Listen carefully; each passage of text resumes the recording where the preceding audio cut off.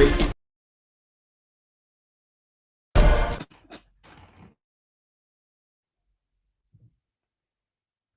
right, that was great. So try and put my intro on, and that's what happens basically. Hello and welcome to another episode of With Enough Prep Time. I'm your host, Nerdman. And today, as you know, I haven't been very active on this channel for like quite a while.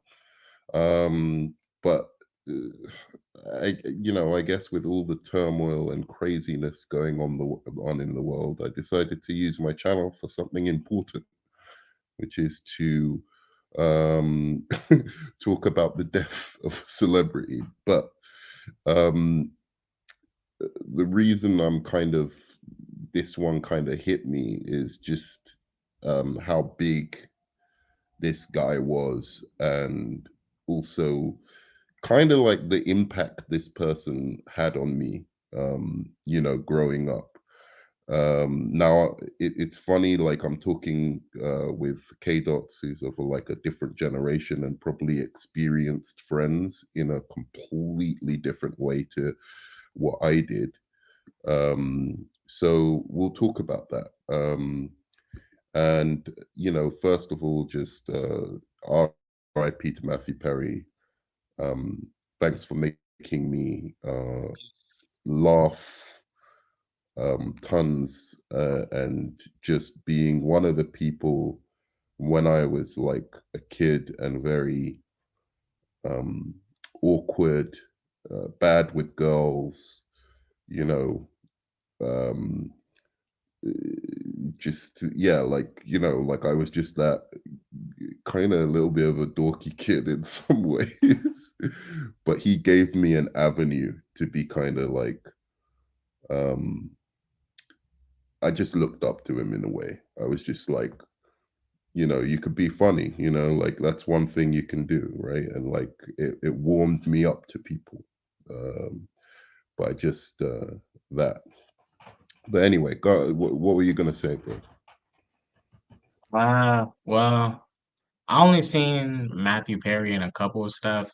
I haven't really seen him in Friends. I'll be honest, Friends was not a show that Right. I cared to watch. I watched a couple episodes, but it's nothing Yeah, yeah. consistently I saw myself, watching.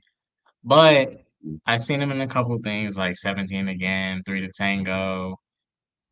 He was a, he was Could you not like send one of my favorite Killmonger actors. the link? But anyway, yeah, go.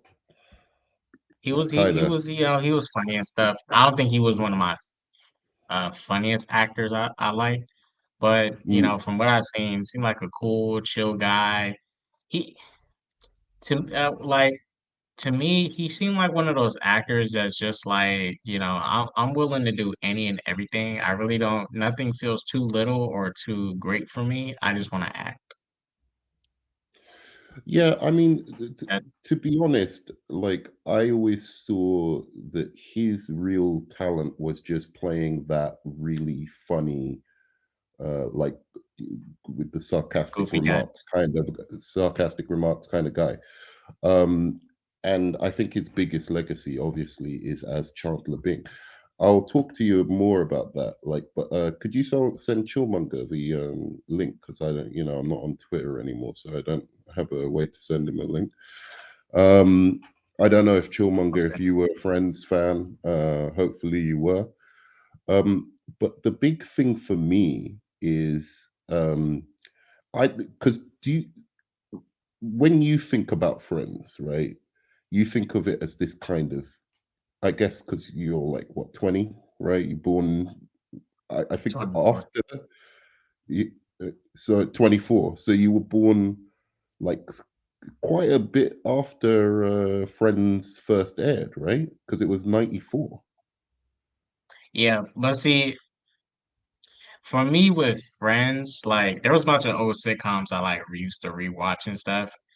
Friends, I just couldn't, get into or get No, through because I I would am. just go to the Wayne's brothers, Martin, even, what was that show? The freaking Cosby Show.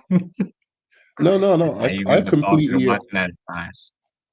no, I completely understand that. Don't get me wrong.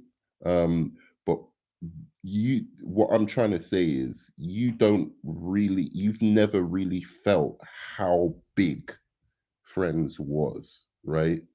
Like you don't know Oh, that yeah, these yeah, I mean, guys. I know it was very popular, don't get me wrong, I know it No, no, was no, no. You very know it popular. was popular, but do you know like they were like the Beatles at one point?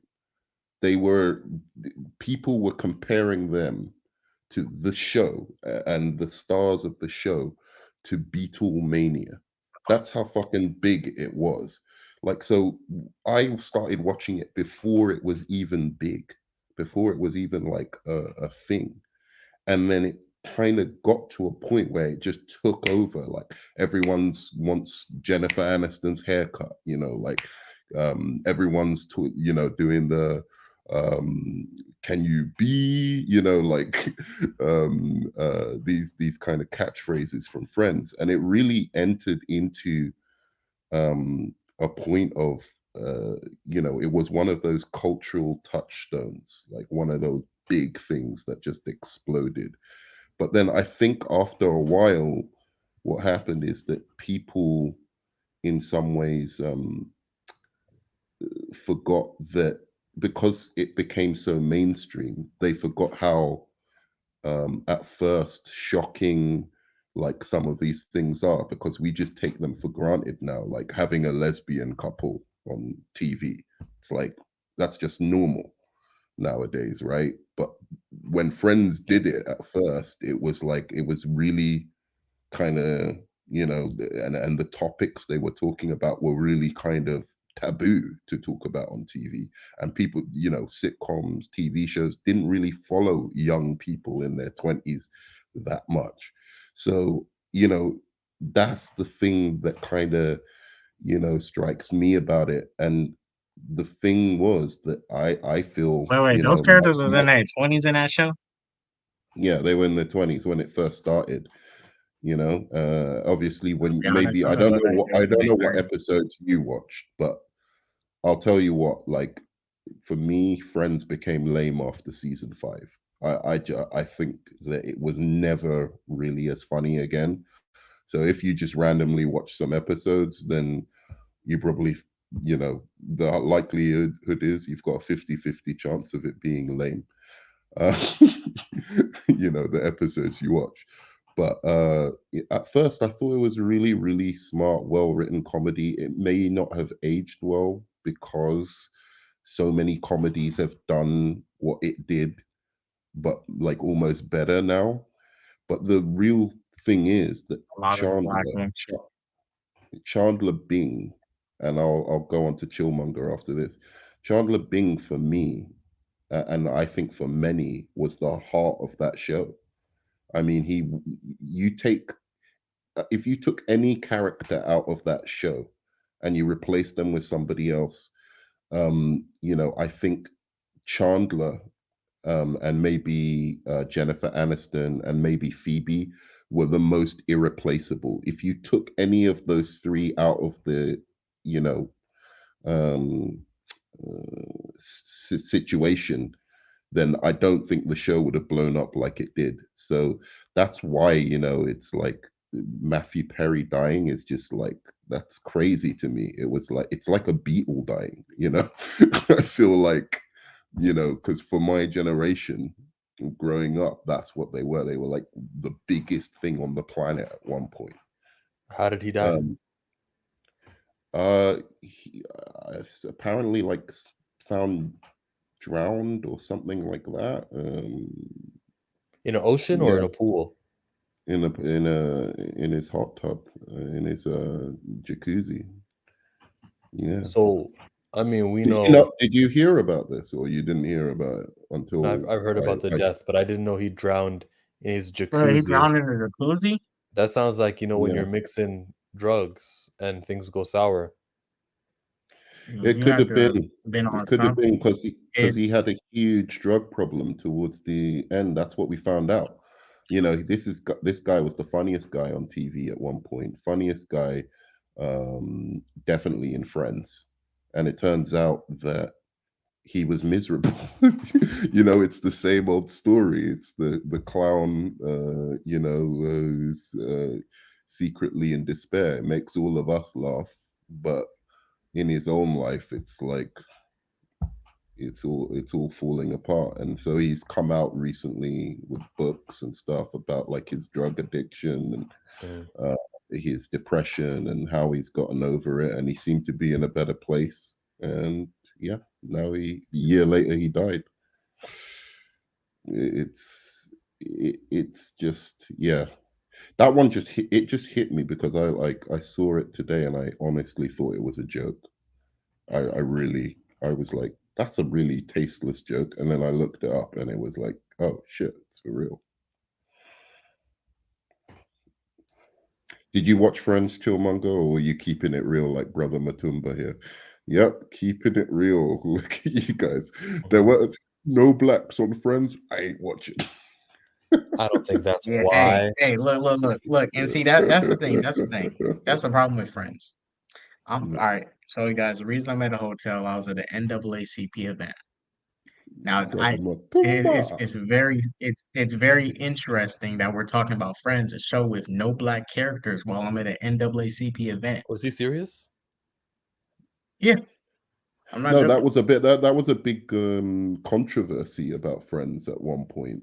Like, why doesn't it have a black character? And to be fair though, I didn't really get that. I Like, mean, look, honestly, I was I like, wasn't really against it. I wasn't really against it because, all right, if you look at, all right, let's be real. It's a bunch of white people that know each other.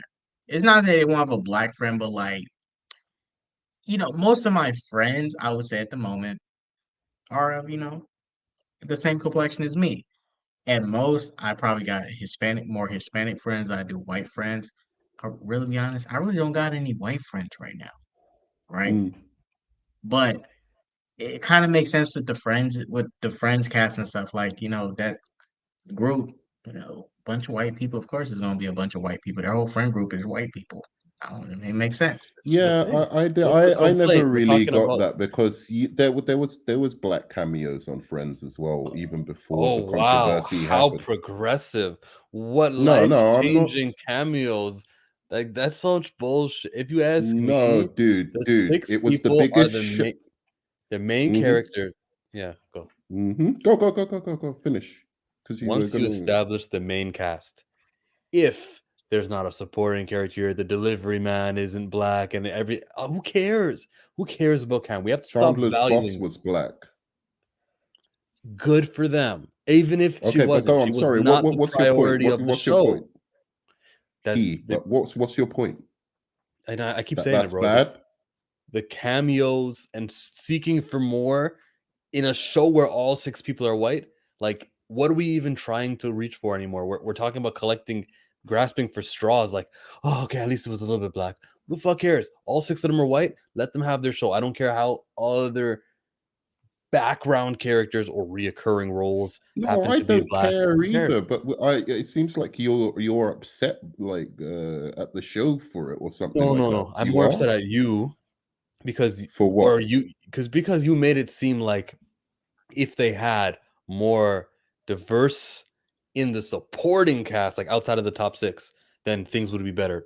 Why? Who No, cares? I don't. Why do we I'm not. value I'm not. numbers? I didn't say that. I Okay, think it you're sounded like completely it. misunderstood. What I'm saying is, I don't know why Friends was targeted specifically. There's a bunch of Okay, shows on TV with a bunch of white people for the longest time, and then this show blows up. It's got six, leading white people. True, and they had black people on the show, so it wasn't like it was any worse than any other show, right? I guess Like because they it's New had York City. I think if you compare it to Frasier, for instance, or What's even Fraser? fucking or even What Cheers. what When did you city? see a black person in fucking Cheers? You know what I'm What saying? city is Cheers and Frasier? Cheers is Chicago, isn't it? What's the population like in Chicago? It's black, right? Yeah, it's loads of black people. I'm sure, like, I'm pretty sure Oh yeah, Cheers there's was a bunch of Chicago. black people in Chicago. predominantly Yeah, black of people course area. it is. Like More than New York City, though? super. Yeah, it's equal almost. What, you feel like it's equal? Because I can search it up. We can find out for reals. Yeah, There's check definitely a check bunch of it. black people in Chicago. There's a lot of black people in Chicago, dude.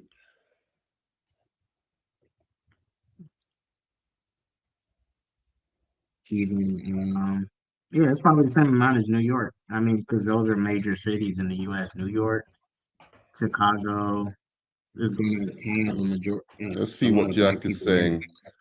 Yeah, 54 is not that old. I know.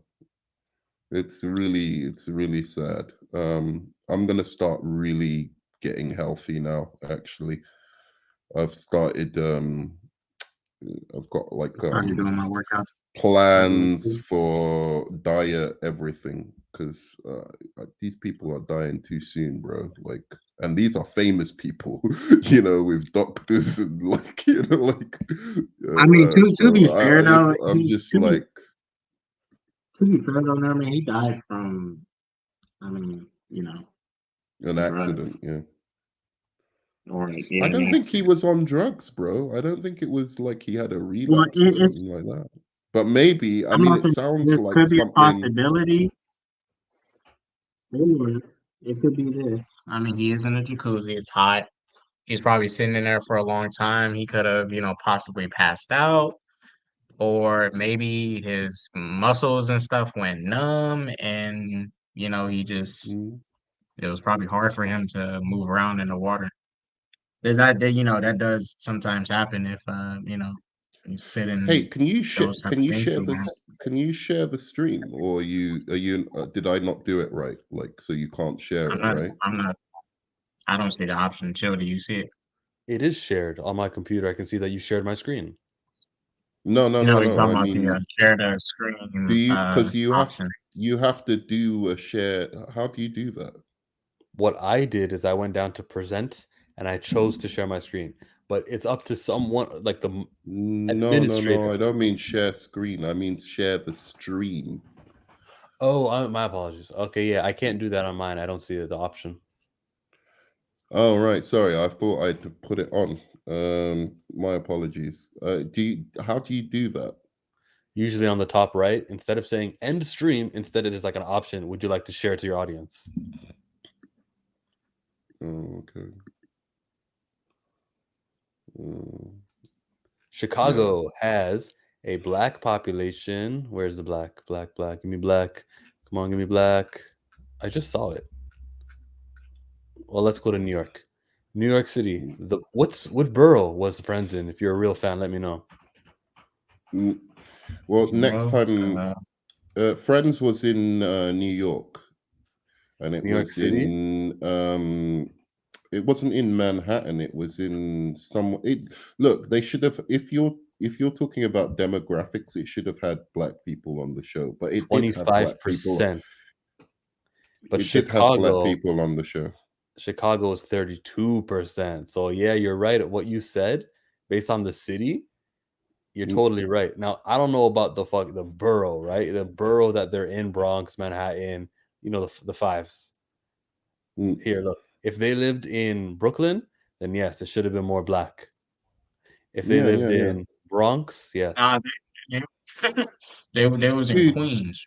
dude, That's Peter Parker's territory. they have like Yep. shows like prison shows where we know the demographics are mainly like not mainly, and I'm not saying like I want to see a bunch of black and Hispanic people in a prison show, but I'm just saying it's weird that like TV is that ubiquitous that even in a prison show, right? Like you'll have like most of the stars be white, right? Or like in a whatever the situation is, right? They don't care about the realism of demographics within a particular situation. Um, and Well, I think, and so I think it. I've never got the criticism specifically. Like if you were criticizing the whole of Hollywood, I'd get it. Like if you're criticizing the whole system, then I'll be like, yeah, but you criticize. It's like just picking a random show and just going, oh yeah, you're the one that fucked up. They did it with What? Girls as well, like this show called Girls, Yeah. which was written about by some white Jewish chick from the upper middle class, and you're like, yeah, like why would she be writing about the lives of black people? What does she know about? And then in fact, when she did end up writing a black character, she made him some weird black Republican for some reason. It was just it was the oddest thing. She got Donald, what was it? You know, the rapper guy, Donald. Fraser. No, this rapper guy he did the. He plays Miles Morales in the MCU. Glover. No, yeah, Glover. Yeah, she got him to do a cameo as like some weird black Republican, and it didn't even make sense. He couldn't even explain it himself. You know, like Did she Matthew was like Perry asking ever him to show. speak Yeah, out go on, go on. against this? What did the cast ever say about this? Oh, the cast have said, yeah, you know, like, I mean, I think the main thing they were saying is they would have wanted more, you know, diversity within the show, but like, you know, it was just Like a that's seventh not. friend? What do they mean? I don't know what they mean. I don't. I think they've just been very political about it, haven't they? They're not, it's not like they can go, oh yeah, you know, we really didn't want black folk on this show, bro. Like, they can't be like, you know, in between takes, we were watching Ku Klux Klan kind of. So unless I know that Matthew Perry was anti-racist. No, let me not finish that sentence. I would like to know Matthew Perry was an anti-racist. I think he was. I mean, Right. look, he did a lot of he did a lot of good in terms of he was advocating for more rehabilitation for people who are going to prison just for Prisoners. drugs, right? Like and so he did a lot of kind of advocacy for this specific thing, like instead of sending people to prison and doing hard time for like you know being involved in or having taken drugs, that it should be much more emphasis on rehabilitation, especially if there's somebody who was an addict as well. So he did a lot within that field. I know that was like one of his main things that he got into. Um, and all in all, the guy was just seems, at least I don't know him, but seems like a really really cool guy, but very very tragic. Yeah. I mean, his biggest thing was like he was the one-liner guy. He was the guy who always had the sarcastic, quippy comment on the show. Um, and he had some pretty Hon- good ones Honestly, sometimes. look, no, no, I will say this. I will say this as a gas up Friends. Friends does comedy better than the MCU. why Um, why are you looking at me like I gotta say something right now, Dot? Why? Fine, you're right. I give it to them. Matthew Perry is better than Ryan Reynolds or any other MCU character. I is wouldn't he go that bad? far, but I wanted him to have a little bit of a movie career. Do you know he was supposed to be in Independence Day, Matthew Perry, and it clashed oh, yeah, with I did hear his about that. schedule. Uh, that was a big mistake. He should have left. He should have said, "I'll leave the show." If I was him, I'd be like, "I'll leave the show," you know, like, right?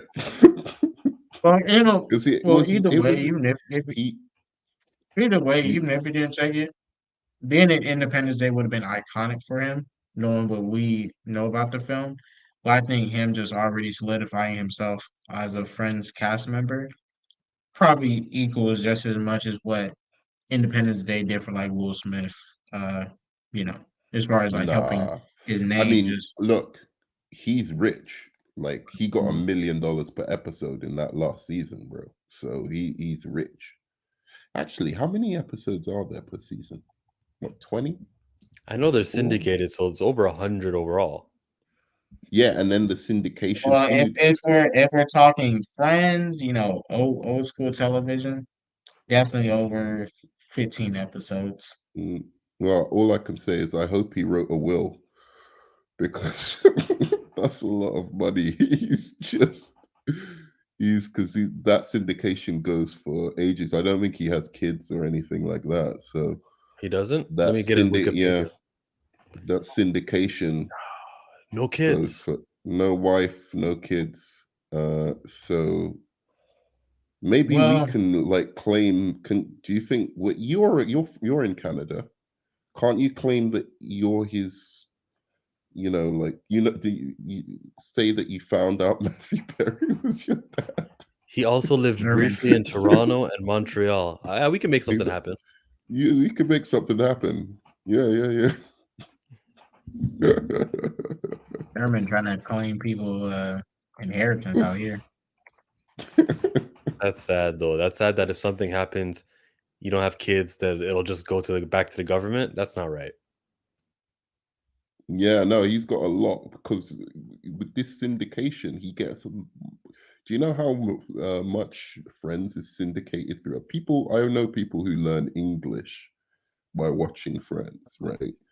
You know, and it's like it's syndicated throughout the world, and he gets money every time it appears Yeah. anywhere. So it's like that's a crazy, and so he, To a regular person, getting like a free mm, $1,000 a month because of some shit you did in the 90s, that's amazing. But to him, it probably doesn't add up. It probably pays for his like catering service or something like that. It's not as no, significant.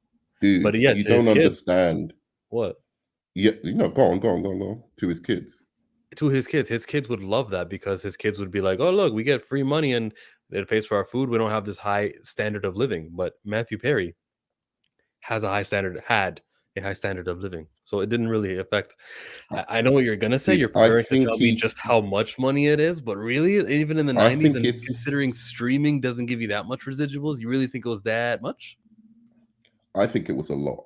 I think it was a lot. I think you're talking at least 15 million a year, I reckon, or 10, maybe something around the 10 to 15 million a year, I reckon he made off residuals from Friends. I mean, I'm not sure, but it just plays everywhere. I'll be surprised if it isn't in fucking North Korea.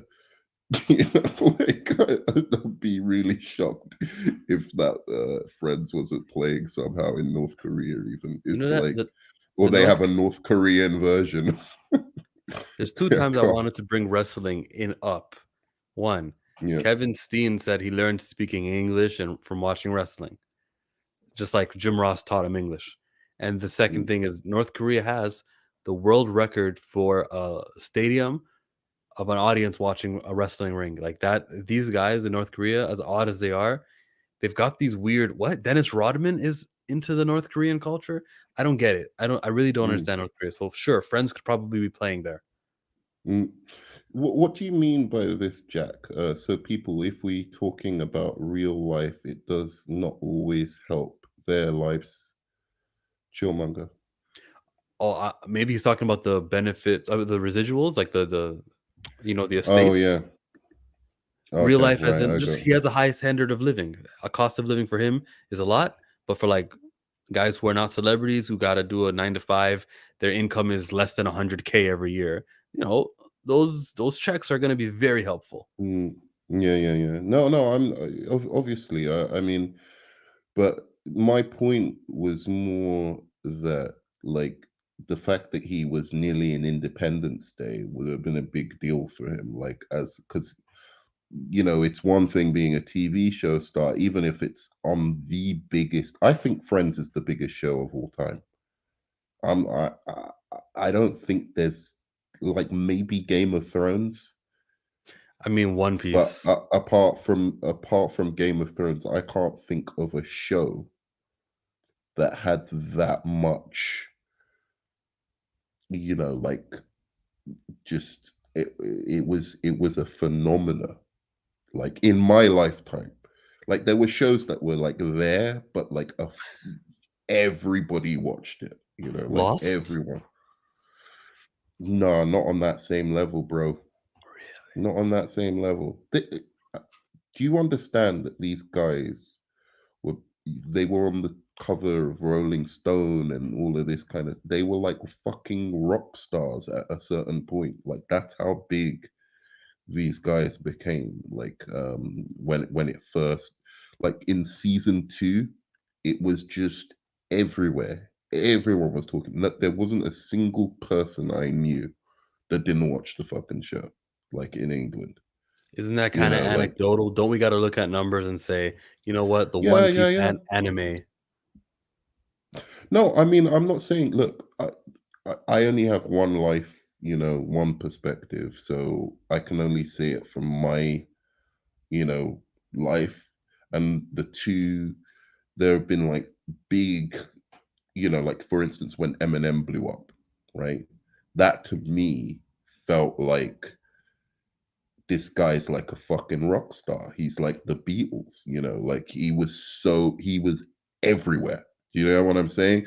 So you can compare him to, any rapper you want, right? But Vanilla Ice, maybe? Vanilla Ice was big, but he was like a one hit wonder, right? Like, but he was Mm. massive. Yeah, he was very, very But big. But like I meant to the compare Eminem to Vanilla Ice. They're kind of the same thing. Of course, Eminem is more skilled, but yeah. because of the way he looked, there's just a certain amount of people who found him more marketable and they bought into him. What you mean, Vanilla Ice, or you mean Eminem? Eminem's white, so he succeeded based on that. It's more easy for people who are familiar with someone that looks like them Oh, to humanize with them, I and that's a absolutely, flaw of us. I absolutely agree that a big look. Eminem could have had the exact same lyrics, exact, and been black, and he would have sold half, as he said it himself. I think he would have been big. I'm not if he was black and he was rapping the same way, but I don't think he would have been as big. Um, there are other rappers. It's unfortunate because I think the big thing that Eminem did that was kind of different, or that distinguishes him in my mind, is that his first three albums were almost flawless. They didn't have a gelding in the bunch in terms Mm. of, like, What's up, oh, 20? that tune isn't quite, and he did that for three albums in a row while he was at his hottest. Whereas there are other rappers like Tupac or, Nas or like other people where I'm like, I feel like they've done raps that are better than anything or most of the stuff that I hear from Eminem, like 90% of it. Like it's deeper, it's more, but they're not consistent sometimes, like on their albums and stuff like that. It's not Tupac like there's wasn't consistent. Oh, yeah, actually, you're right. uh, You're right. I mean, he, no longevity. I he should. Yeah. no, I think he wasn't consistent only in the sense of his raps were consistent, but the beats, you know, the whole presentation wasn't consistent.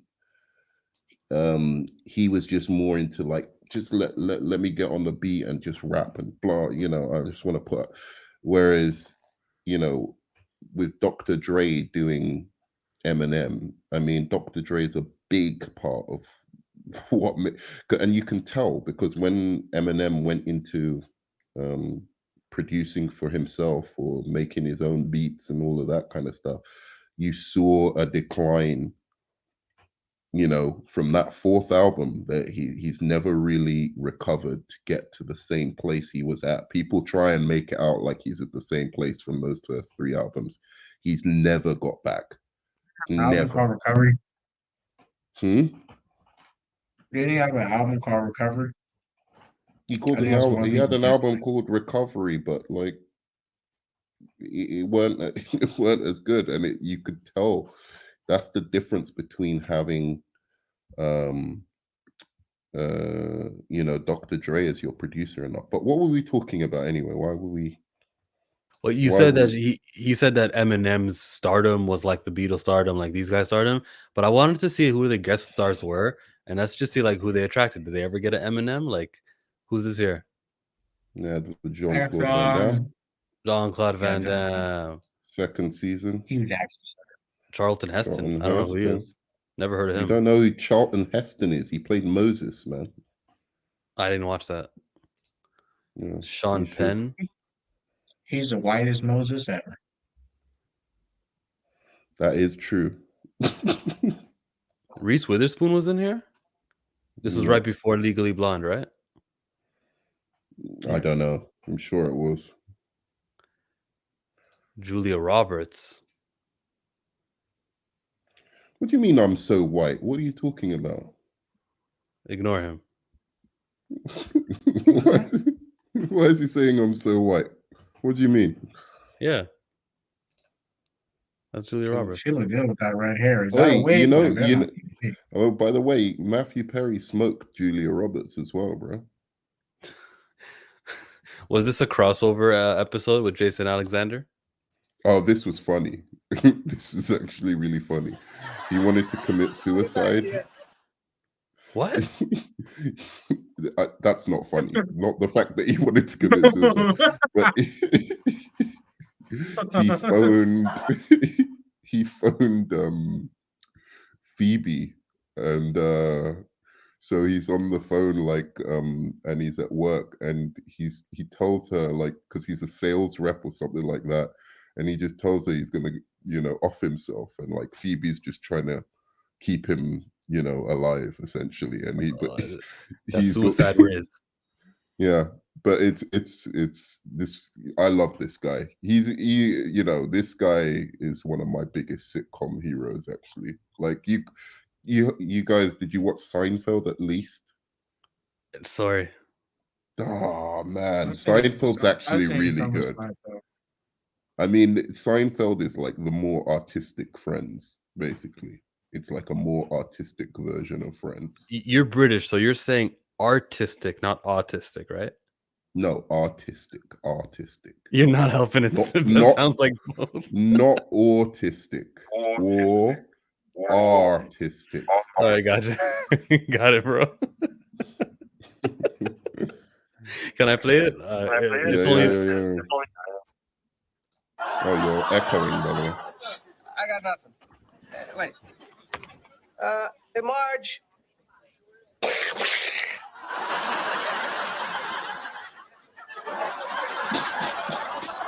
Look, there's got to be a way we can stop this from. Dakota Fanning. That's amazing. People- Dakota Fanning is an everything. She was in Equalizer 3 too, and I didn't even notice it. Yeah, Yep. she was. Alec Baldwin. That was big for her and then Denzel to reunite. And I didn't even notice it. Alec Baldwin wasn't great in Friends, to be fair. These You know are what, the though? seasons where it was just trash. The best, their best ever one was Christina Applegate. She was actually, and Danny DeVito was actually really funny as well. So is everyone going to be white? Like what the celebrity cameos? Winona Ryder, even? Yeah. They're all don't know, white, man. dude. It's all white all the time. I don't think they had like a black Celebrity? cameo, bro. Not That's a not right. cameo. Gabrielle Union might have been on there. Nah, man, they didn't have any black celebrities on this shit, man. Robin Williams, though, And Billy Crystal. he's got an afro at least. I'm gonna record this at the NAACP. Hey, gotta play report this this one. show. Play this one. This one was funny. Go back. Go back. Okay.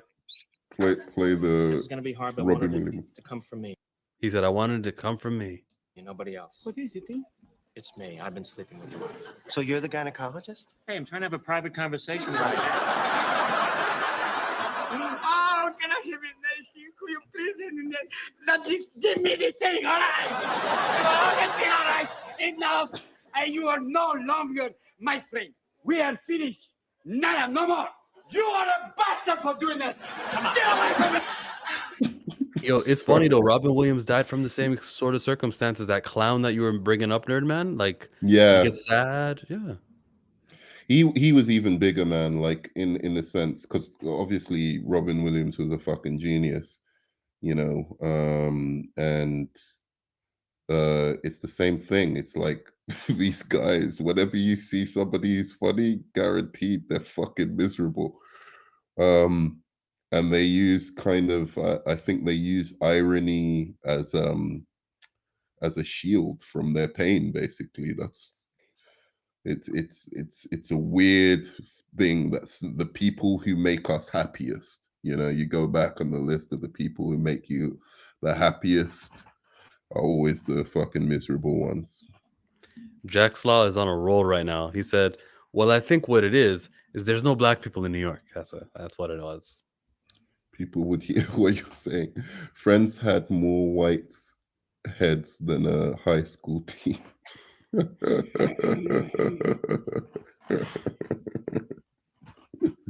Who's show Brooke made Shields? it everyone. What is Brooke Shields famous for? Because I keep hearing this name. I don't know, banging Michael Jackson. Oh, was She she Billie did. I Jean? mean, she did. Hey, we're down to 12, and it's very Caucasian right now. Next is Gary Oldman. They got a mix of men and women. That's I diverse. always feel like these things that Jack Law 20 sends, it's like they're missing. It's like it's missing a. Like you go from here, the show made it everywhere, and then there's something missing, and people like Nerdman. It's like the show made it everywhere, then there should be something else, right, to explain, and then people like Nerd. No. What? What does that mean? We're turned white. Were turned white. Uh-huh. So yeah, they had Brad Pitt on there. Did he ever date Jennifer Aniston in real life? Yeah. They were nearly married or something. She was gonna be. It was gonna be Benifer. No, Yeah. wait. What is it? Bradifer. No. What was it? Brangelina.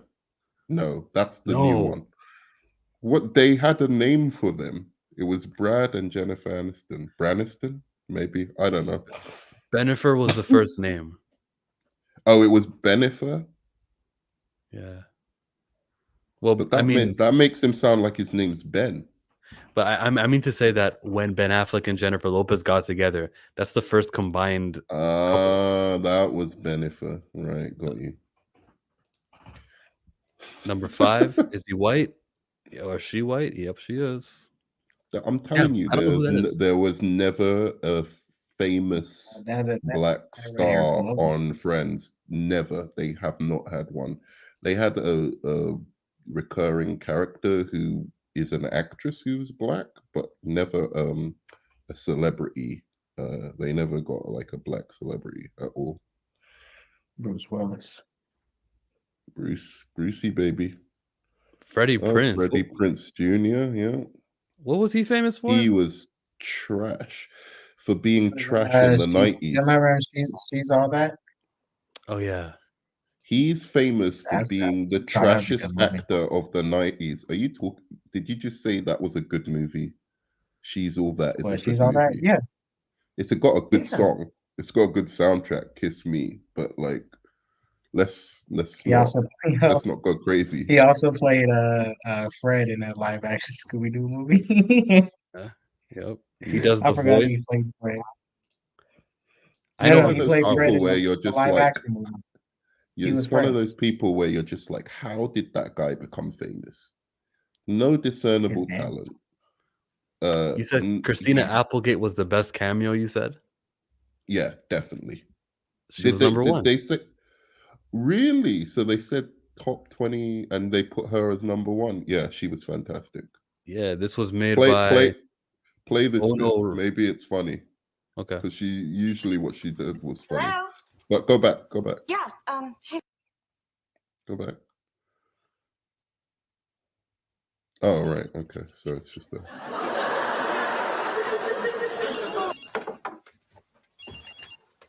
Hello?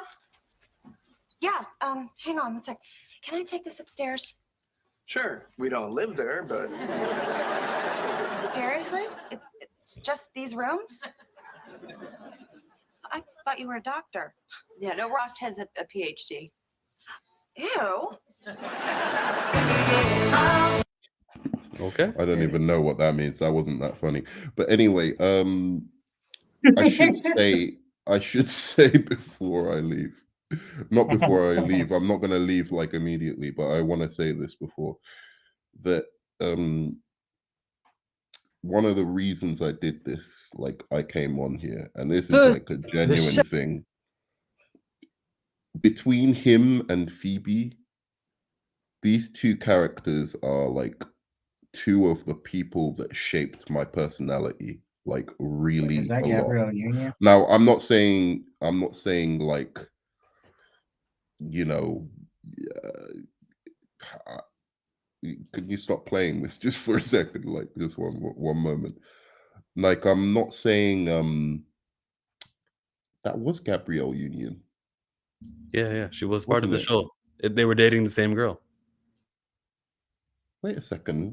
What did put that up again? Sorry. I apologize.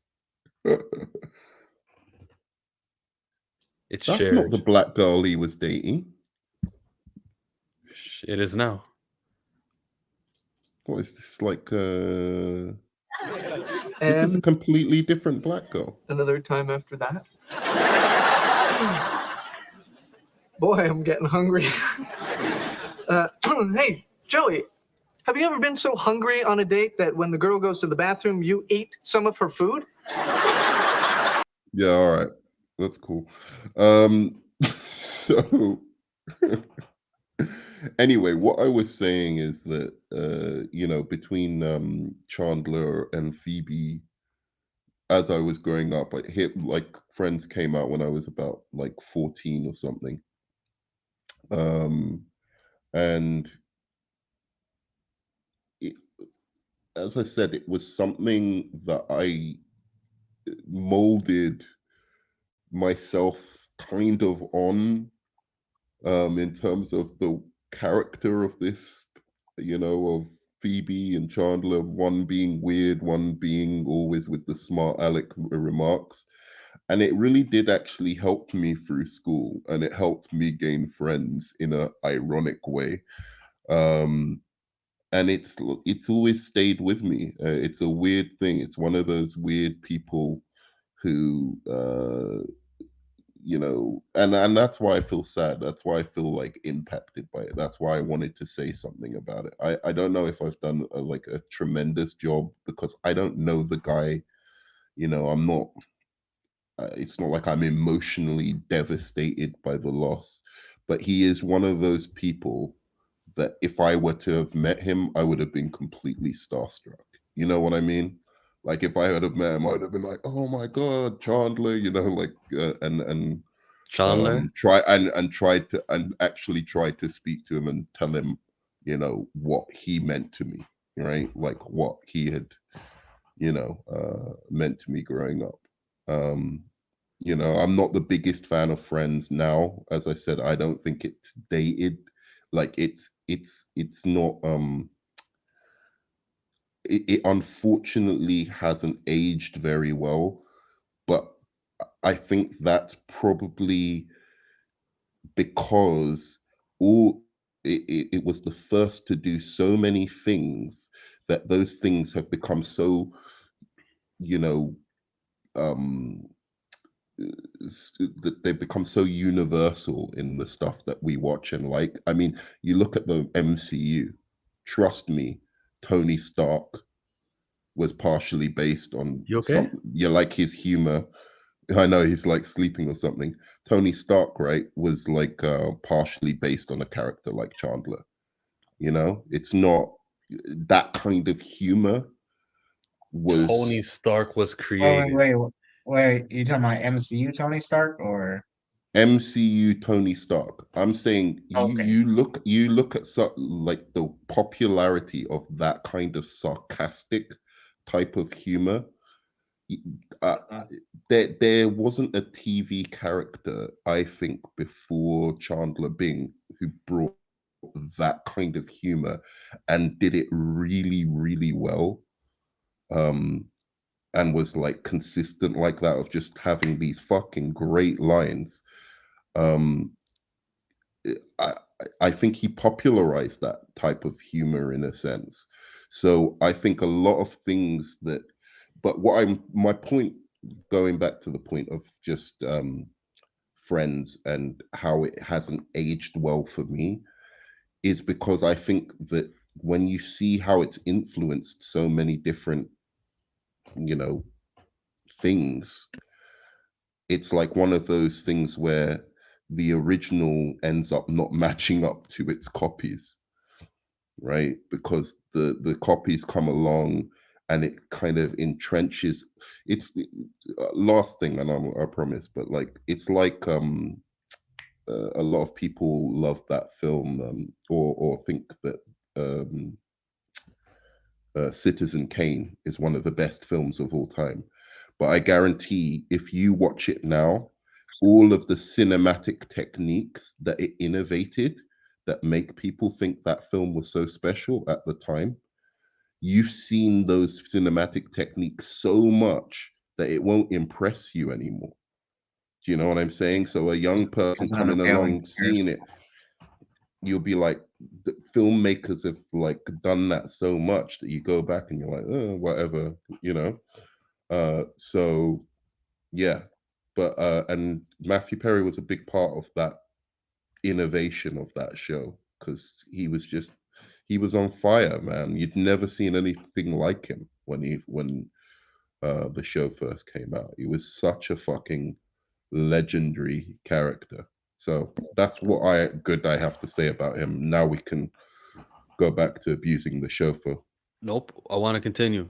Who are the copycats? Yeah, it's been recreated, but who's the Chandler of these new projects other than Robert Downey doing Tony Stark? Who else? Oh, there was loads of them. I mean, Loki. just look at How I Met Your Mother, for instance, or and Barney. to be fair, Friends did copy Living Single. It did copy um uh you know, Seinfeld, you know, so it's not like it hadn't been that kind, because you know, but the point was getting six attractive people. They really, you know, made the formula quite. They tightened the formula a bit, right? But anyway, so you're saying what did, there were so many like copies of the show. There was this show called Jack and Jill, which I actually became quite a fan of, right? And that was a complete rip-off. It was like an hour-long drama version of Friends, like with three hot girls, three hot guys. Um, but in general, even the humor, the style of humor that the Friends show had, these quippy kind of characters becoming very popular.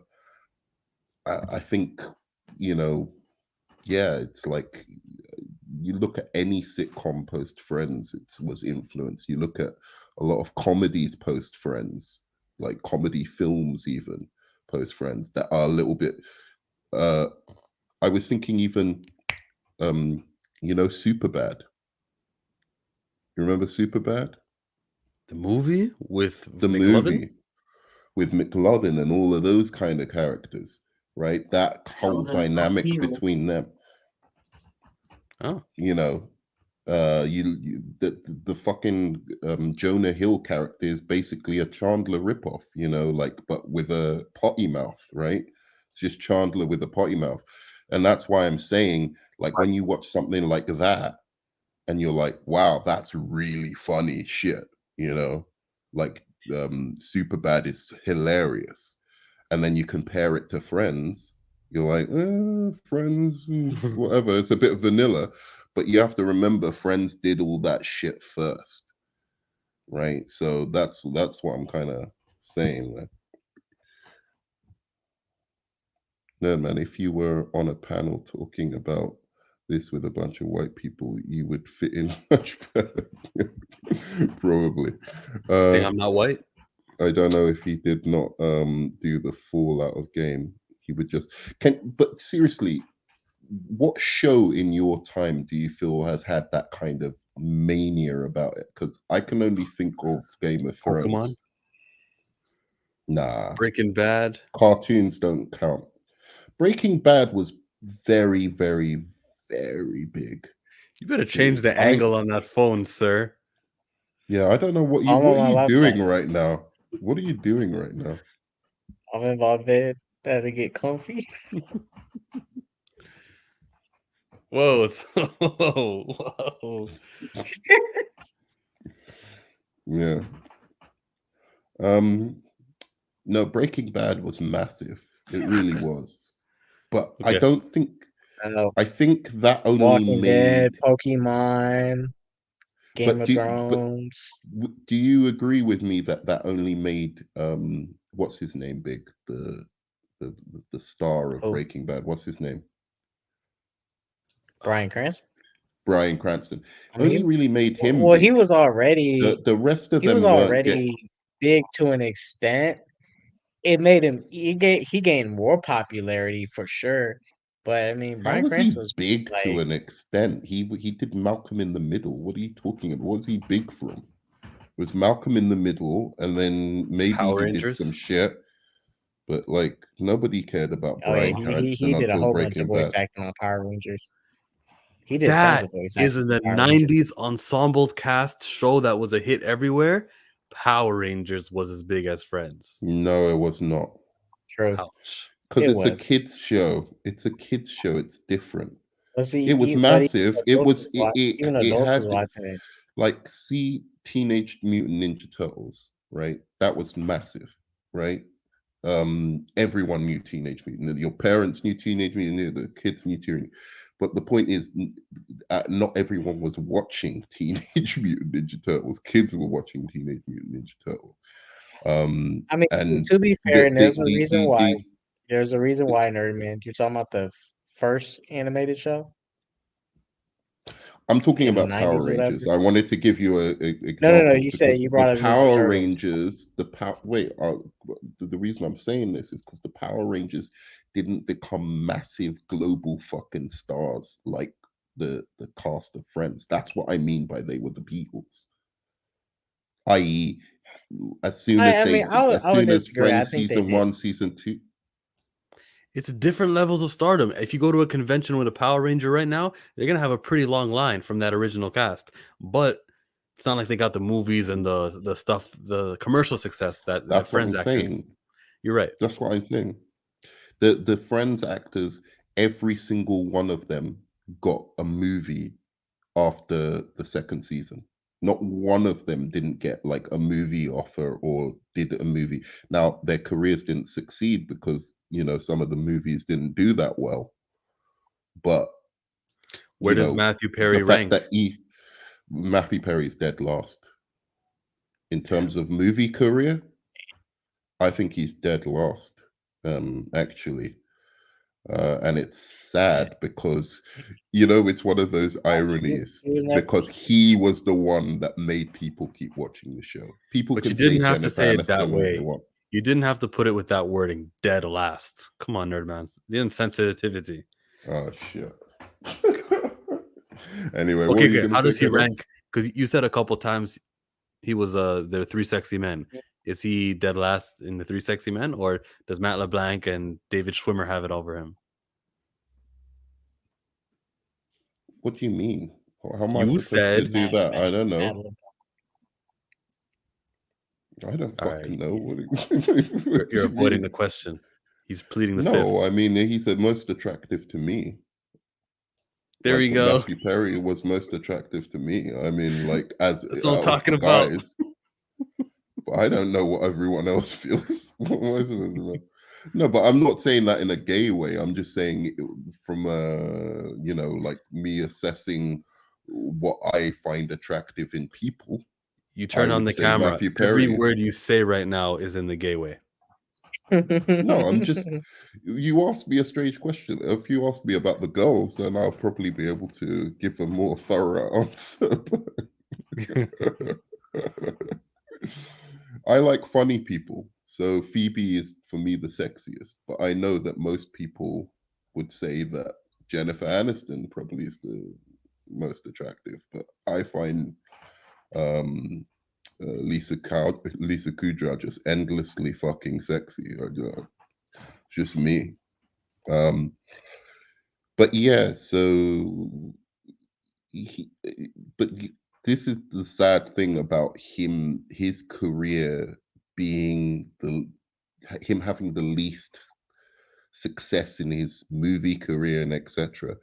The sad thing about that is that he was the reason people went to the show, in the first place, and that's really, like I've always been kind of sad for him in that sense. Like, imagine being the person who you're the reason people watch the show, but every one of the rest of the cast gets the success of it. Look at K Dots, man. I'm leaving, bro. He's sleeping on screen.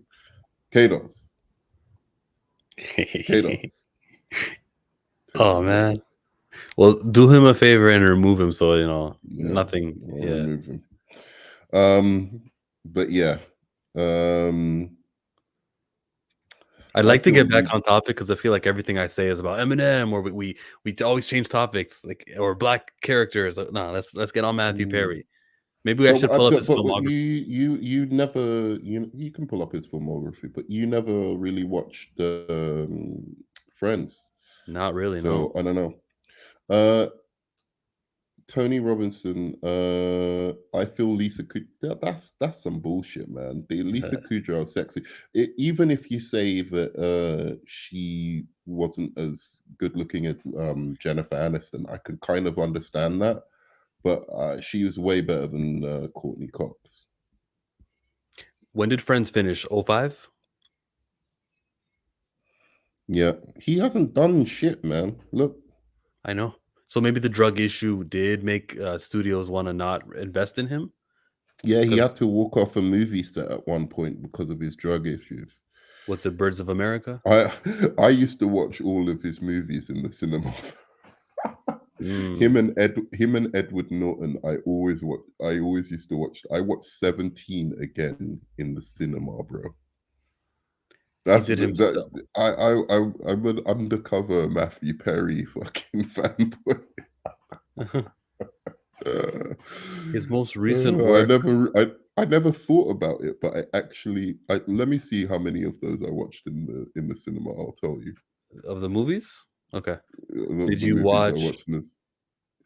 any of the 80 movies? I watched a night of Jimmy Rennan, but that was before Friends.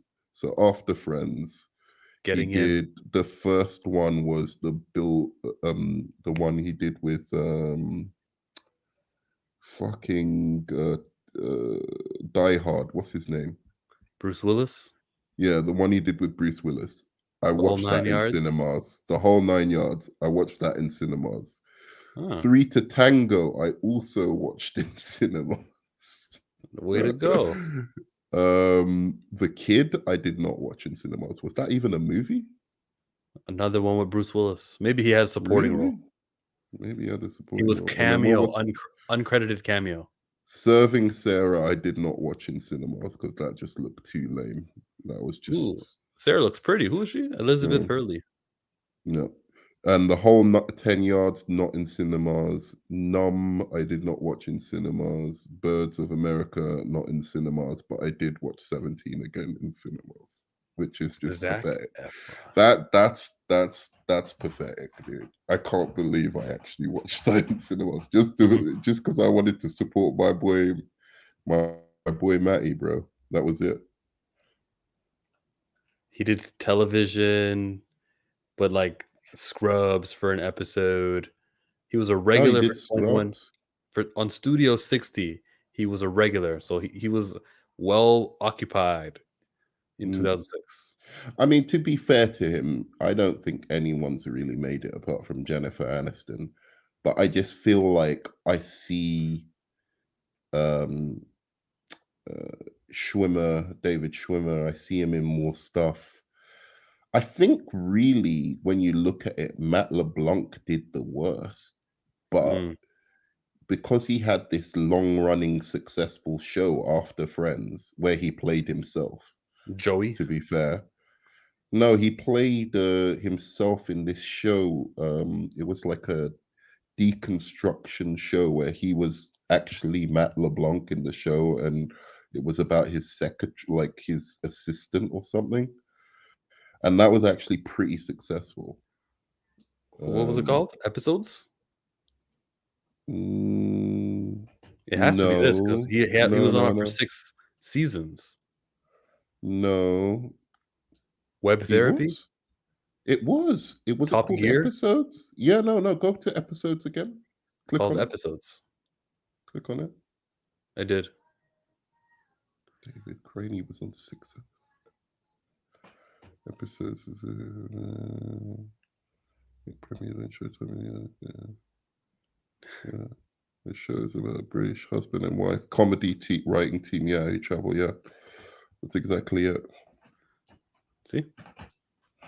Yeah, but so that was pretty successful. So that's why I say he's Yeah. more successful than Matthew Perry in that sense. But I think Matthew Perry got way more work. Like more people were interested in working with Matthew Perry than they were Matt LeBlanc. But Because he had that one line, "How you doing?" how you doing? How you doing, buddy? Um, but yeah, I mean, all I can say really is like I'm not devastated because I haven't been devastated by a celebrity for a long time. I know there was one that was recently like really got to me. Kobe, Maybe it was Prince or something. I can't remember which one it was. One of them really got to me. Chadwick Boseman. No. I feel worse about Matthew Perry than I don't think I need to be here anymore. I'm so sorry. I'm And I so shared the sorry. link on my But that Twitter and everything. And look at you. I know, that's terrible. That's terrible. But I don't think you should feel worse or better or whatever. It's just this one impacted me more because I watch Yeah. Friends, blah blah blah. But what were we saying? That If Barack I'm not Obama I don't dies, no, I wouldn't it wouldn't affect me. I don't know, but like Nelson Mandela, this, did that hurt you? of course. Yeah, that was big. I mean, Nelson Mandela and Martin Luther King, but like, You Nelson were alive for Mandela that? definitely You would. were not No, no, I alive for wasn't Martin. alive. Oh, okay. I see what you're saying. I was alive for Nelson No, but Mandela, what are but these that was celebrity deaths that hurt us? Because I mentioned the biggest one for me was Kobe Bryant. Like, what? That's not possible. How does that work? He can't be dead. No, that's not right. What? Even now, I'm thinking about it. Like, no, it doesn't make sense. yeah, yeah. I think it's just when they die young and like I tell you what, Robin Williams hit me. Hmm. Robin Williams hit me, and so one that pissed me off. It didn't. I was actually angry at this one. Was Philip Seymour Hoffman. Because do you know Philip Seymour Hoffman? I know the name. I'll show you him. Look him up and then and share him. But he fucking pissed me off because he's such a great actor, and you just knew like he hadn't done the best he could do. He was almost like he was just such a fucking fantastic actor, and you just knew that there was going to be this role where he was just going to fucking destroy, you know. He could have played the Penguin, for instance, but I'll share it here. But yeah, that one hit me hard, and Robin Williams hit me hard. But like, definitely, like whether it's Tupac or uh, um, what was the one I just said? I just said Christopher Prince. Wallace. Oh, Prince. Prince was but the ones that die very young and have like a lot of potential left in them to do great things really bothers me. But yeah, Matthew, it's like I just feel this kind of sense of numbness of like, oh, it's just like another good guy, because he was a good guy. Like he genuinely seemed like a decent, good person who just, strayed a little bit with the drug use and stuff like that and was getting his life back together. And it just, that kind of just makes me kind of like it's a deflating feeling. That's what I felt when I saw Matthew Perry was dead. I was like, oh, you know, Now, shit. knowing that, what Jack's Law just told us in the comments was drowned, but it was drug related.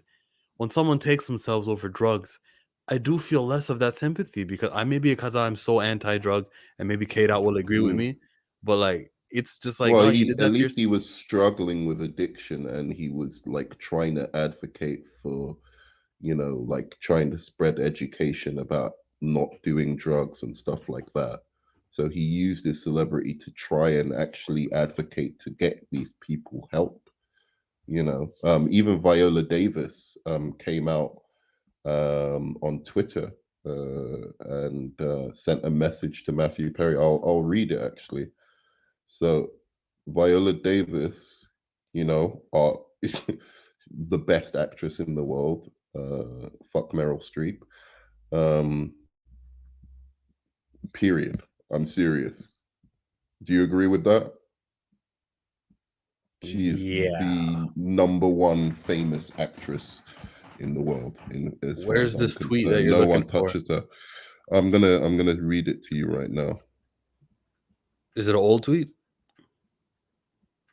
Um, so the Oscar winner wrote, Viola Davis, this is devastating. Your book shifted so many close to my heart. The people no one sees and most throw away. It was a gift. Beyond the joy you brought to many, your heart reigned supreme. Rest well. Know that you brought love. So even like Viola Davis is agreeing like that Yeah. you know, he, he used his celebrity. I'm not saying he was Mahatma Gandhi or something like that, but at least he used his celebrity to say something. At least he stood for something. Um, yeah, and he just hope he went peacefully. That's all I can say. I don't know. Sad, very sad. I didn't. I thought I wasn't gonna read about a friend's cast dying for another like 10 years or something like that. At least. Of all the ways to die, yes, you would like it to be a faster one than a slower one. So yeah. Drowning though, if that doesn't sound like a fast one. Mm. I'm curious as to what the Friends stars are gonna say, because I don't think, I bet you they don't say anything today. I think they're gonna be in shock. I think they really are gonna be in shock. Let me see if any of the Friends stars has actually said anything. When he died, it was still daytime for them, so they might all have posts. I know Jennifer Aniston is active on Instagram. Remember the Jamie Foxx thing? No, I know. Friends co-stars react. Um, wait. I don't. Yeah, none of the main cast has reacted yet. They're gonna write something really, really long. I bet, Together. like super long, like because they said it. He was the life. Because I don't know if you know this. He really was the thing that connected them in so many ways. I'll show you a little clip because he was Chandler in real life. It wasn't Mm. just the show. He was actually like Chandler in real life. Um, uh, and I think they really cherished having him on the show just to make them laugh so much. Show you one thing. Is there any words in the lyrics of the song that is like morbid? No one told me we'd ever be this way. Is that how it goes? Yeah, sure. I think That's gonna be a hashtag. that will be Friends a theme hashtag. lyrics. So no one told you life was gonna be this way. Your job is a joke. You're broke. Your love life's DOA. What's DOA? Dead on arrival. Oh, they have reacted to his death. Give us the Really? juice. Give us the juicy juice. Should I play that instead? I was gonna play a little clip of him first. If Matthew Perry didn't die and someone else died, would Matthew Perry be the one to like be the vocalist person? Probably not. To be honest, how do you mean the vocalist person? I mean, when you're accepting an award for best sitcom, who's the guy who takes the mic first when they walk up to the stage? Is it the Matthew Perry or is it David Schwimmer? All right, sorry. I'll show you something later. So apparently, the Friends cast react to his death.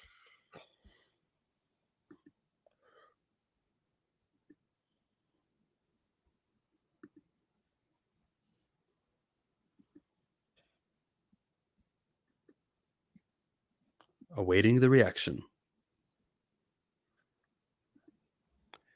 Your internet's bloody bollocks. I don't know if you can see it. So they did react, and as I thought, they said something really massive about him. And I wouldn't go as far as to say he was a comedic genius, but like he had the potential to be a comedic genius, and he was hilarious in real life. I think he was funnier in real life than he was maybe even on Friends. Is the volume shared? Play it. Yeah, it is shared.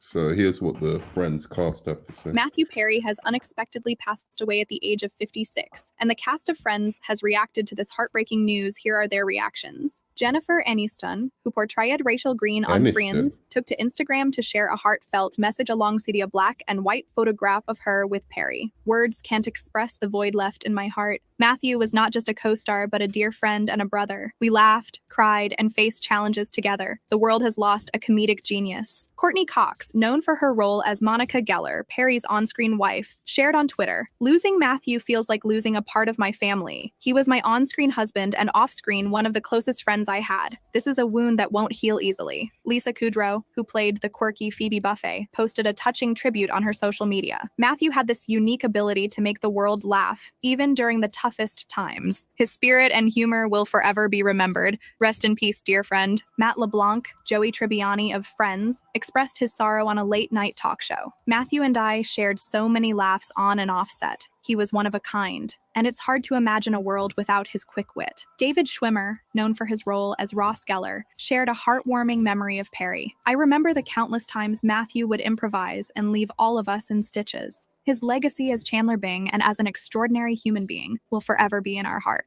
Finally, Maggie Wheeler, who portrayed Chandler Bing's on-again, off-again girlfriend Janice, wrote on her social media, "Oh my God, Chandler Bing. Matthew, your laughter and sense of humor were infectious. You will be deeply missed." The collective grief from the cast members of Friends paints a picture of the deep bond they shared with Perry. Yeah. Their tributes serve as a testament to the irreplaceable role he played in their lives, both on and off. It was as I said, if you saw his interactions with the cast, you'd know that like this would be I think his death almost would impact them more than anybody else's in a way. It's kind of weird thing to say.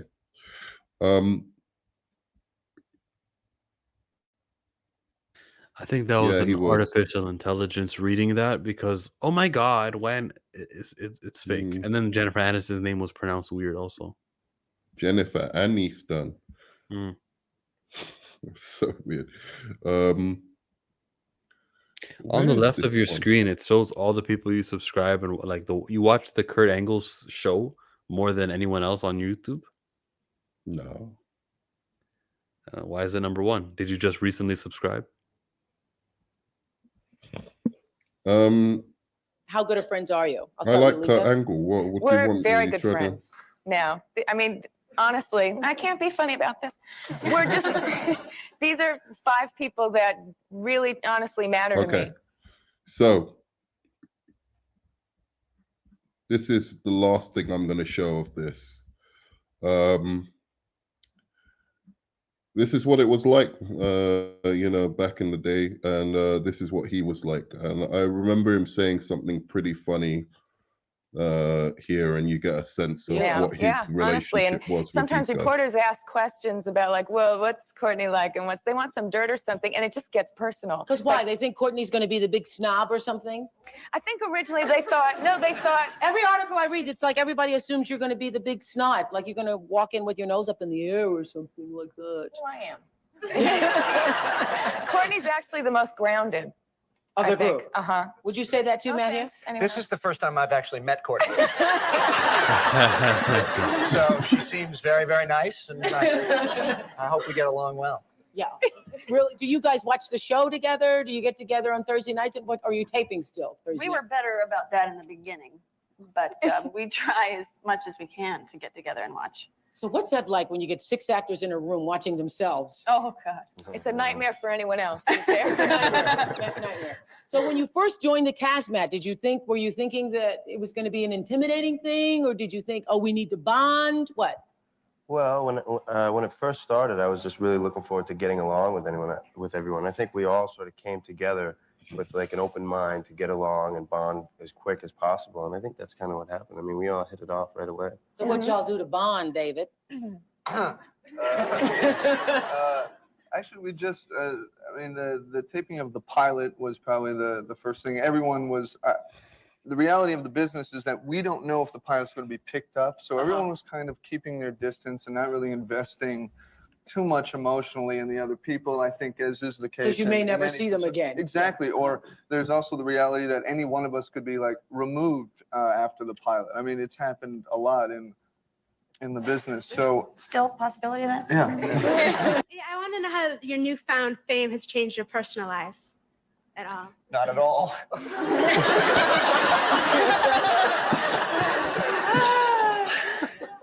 So Well, yeah. see, if you're in LA, no one He cares wa- because they're. yeah, he was always just the funny one anyway. So that's it. Life is terrible.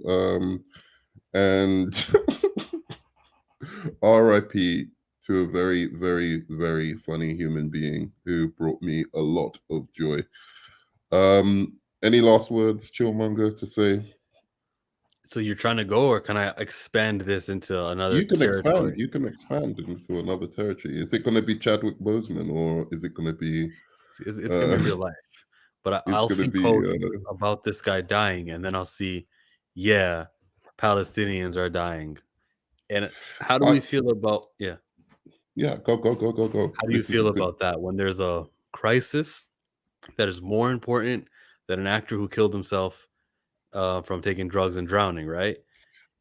When they, rather than be sensitive to this actor who died, there's but how about that? Way more important. You need to be focused. Like, why can't we appreciate both? Oh, I see what you're saying. Because I think I even started off the video saying, with the world going to hell and crumbling, I've decided to use my YouTube channel for something important, and that's to talk about, a celebrity's death. Yeah, I mean, I think each of us has our own emotional world, and certain things that may well be trivial in general are just important to you, and it's just, this guy is important to me. Like, at least at one point he really was. He was like one of those things that shaped the way I view the world, and even to some degree shapes the way I view this Palestinian war in some weird way, because he shaped me when I was young. So now I'm older, and so that's what I'm saying. It's trivial, but it isn't trivial, And as for like the what's happening with the Palestinians, or anything like more so like the comments, not what so did he much say? that the What are you current. talking about? Or why? I mean to say when Rogue someone writes Comics, come on the channel, dude. Like, I want to hear if you were you a Friends fan, Rogue? I'd love to hear your thoughts if you were a Friends fan at all. Link is in the live chat. Um, what were you saying? I just was like wondering why Rogue was trying to troll me. Pretend there's a news outlet that just pops up and posts things about celebrity culture, news culture, that kind of stuff. So Matthew Perry dead, and it's all black and white, and they say how old he was, and they say everything. All right. In the comments of that Instagram post, someone's gonna say, No, I why know. do and Why that's what I'm when there's trying to so say. many important things going on? And what I'm saying is that, or why should we care about this when so many important things are going on? And I'm I don't saying agree you with that. can't help. I think you'll be false to yourself if you say that there's certain things that don't impact you, because these these characters or whatever at certain points have got you through shit. You know what I'm saying? They've got you through hard times in your life. So yes, no way is this more important to me personally, than what's going on with the Palestinians as well. And I know you're not trying to say that you're not trying to get me to be defensive about it. I'm much more But do you concerned with condemn what is Hamas? going on. Oh, you don't understand the What do you joke. mean? What do you Do you not mean? get the joke? No, I know, but you could have, which is the question that they are always asking people to shape and frame the discussion. Yes, You okay, know, you got it. and it's ridiculous. Hey, Mike, how's it going? Um, we're briefly moving on to Palestine, but one thing I was watching recently, and it never occurred to me, of how salient a point this is, that Israel has no intention of having peace. Now, that doesn't mean that the Palestinians, um, or the Palestinian leadership have any intention of having peace either. But one thing that is a definite evidence is that they've continued to move settlers into the West Bank. Why do you keep doing that, Mike? That's your long lost brother, Pickle, philosophical pickle texting for some reason. I see. I see. Yeah. There's no Okay. intention. It is Well, a killing spree. It is to depopulate that region of people. It is to build more things on that land, and it's about taking out hospitals, no, but because if you do So wait, something like that, hold on. that's Are think evil. about you this. Think about the this. Think title of about this this. thing? The title of this stream says Matthew Perry Podcast R.I.P. Are you telling me that the I stands for Israel and the P stands for Palestine? Because you have just bamboozled me onto a suddenly political thread. I mean, granted, I Okay, would I probably don't have want to. I more. don't want. I don't want. I don't want to go down the political I route. would probably Honestly, have more to talk about with that, which is absolutely not much, than I would with Matthew Perry, because I've never seen one episode of Friends. Wow. But I can Oh, at okay. least relate to what you had said as I was coming on about how Okay. people. What did you relate to? Yeah, go on. Say. I'm Well, no, what curious. you said about, sometimes there are things for whatever reason, one reason or another, that you form attachments to, and sometimes it can be those things. Like, I remember when my dog died, and Mm, my ex at the time, she kept trying to do things. Oh, sorry, no, it wasn't when my dog died. It was when my grandmother died. She kept mhm. trying to do things to try to make me, like, not necessarily get over it or whatever, and it really annoyed me. Like, I understand that Yeah. you care, but like, my dog came over and put her head right on my knee, and that meant like, compared to what my ex was doing, it was like, Mm, it meant way much more. And it's just that simple. Like, sometimes you don't need to have these grand gestures for things. It's just there's mm. certain things for certain reasons. Sometimes you might not even be able to explain it. Like, I don't understand how you could think that Friends, a show which maybe had about one or two black people in the existence of the entire 10-season show. I mean, how you would see that as an accurate representation of New York City. I guess you've never been here, but I didn't say that. Did you I say related that? to it. But you related to it, though. You found something in there that it Mm. comforted you. It made you feel good. So that's all that matters. Yeah. No. Absolutely. And I think that I came along at a time as well when it formed bonds between people, because it was one of those things that everybody was watching, right? I don't So know why, but yes. I know.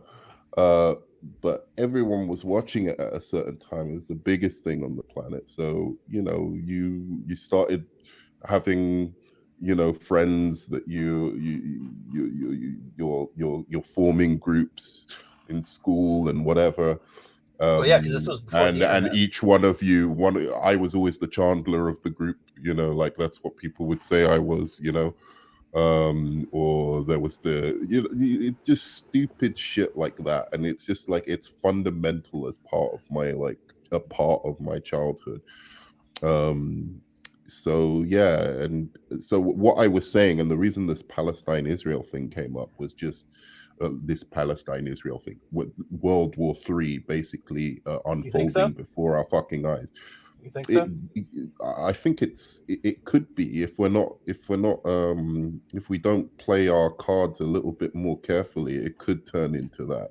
So on one of Especially Chill with all this streams, posturing going on hold on. about Iran and all of this shit.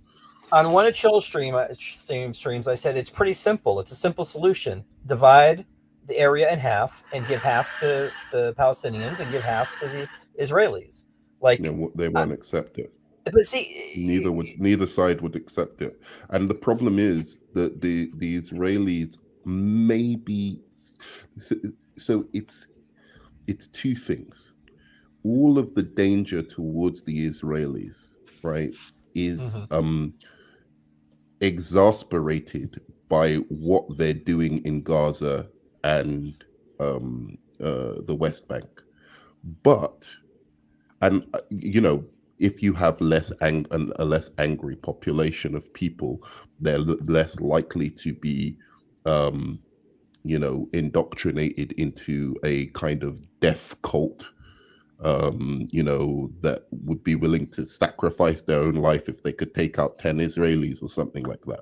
Well, there's like You're so much less hate on likely to both be able sides. to you're less likely to be able to recruit such people if they're living happier lives, right? But the threat itself is actually real. So you're saying that's all they That's the know, funny thing. and they want to keep The it going because that's all they know. Who, the Israelis or the Palestinians? Which Both. one I is- mean, how many years? That they've literally been fighting for like 70, 80 years, or whatever. Like that's, and I think what also I'm saying is that they're making a vicious cycle. They're making a completely vicious cycle, and the problem that they have now is they've got so many settlements, right, in the West Bank, that this two-state solution can't be possible. They would never be able to get a governmental mandate for a two-state solution when the people who would have to vote for that, who would have to vote for a government who was suggesting or like committed to that idea, would be saying, now you have to move all of these Jews off their homes, leave the West Bank, leave everything you've built up.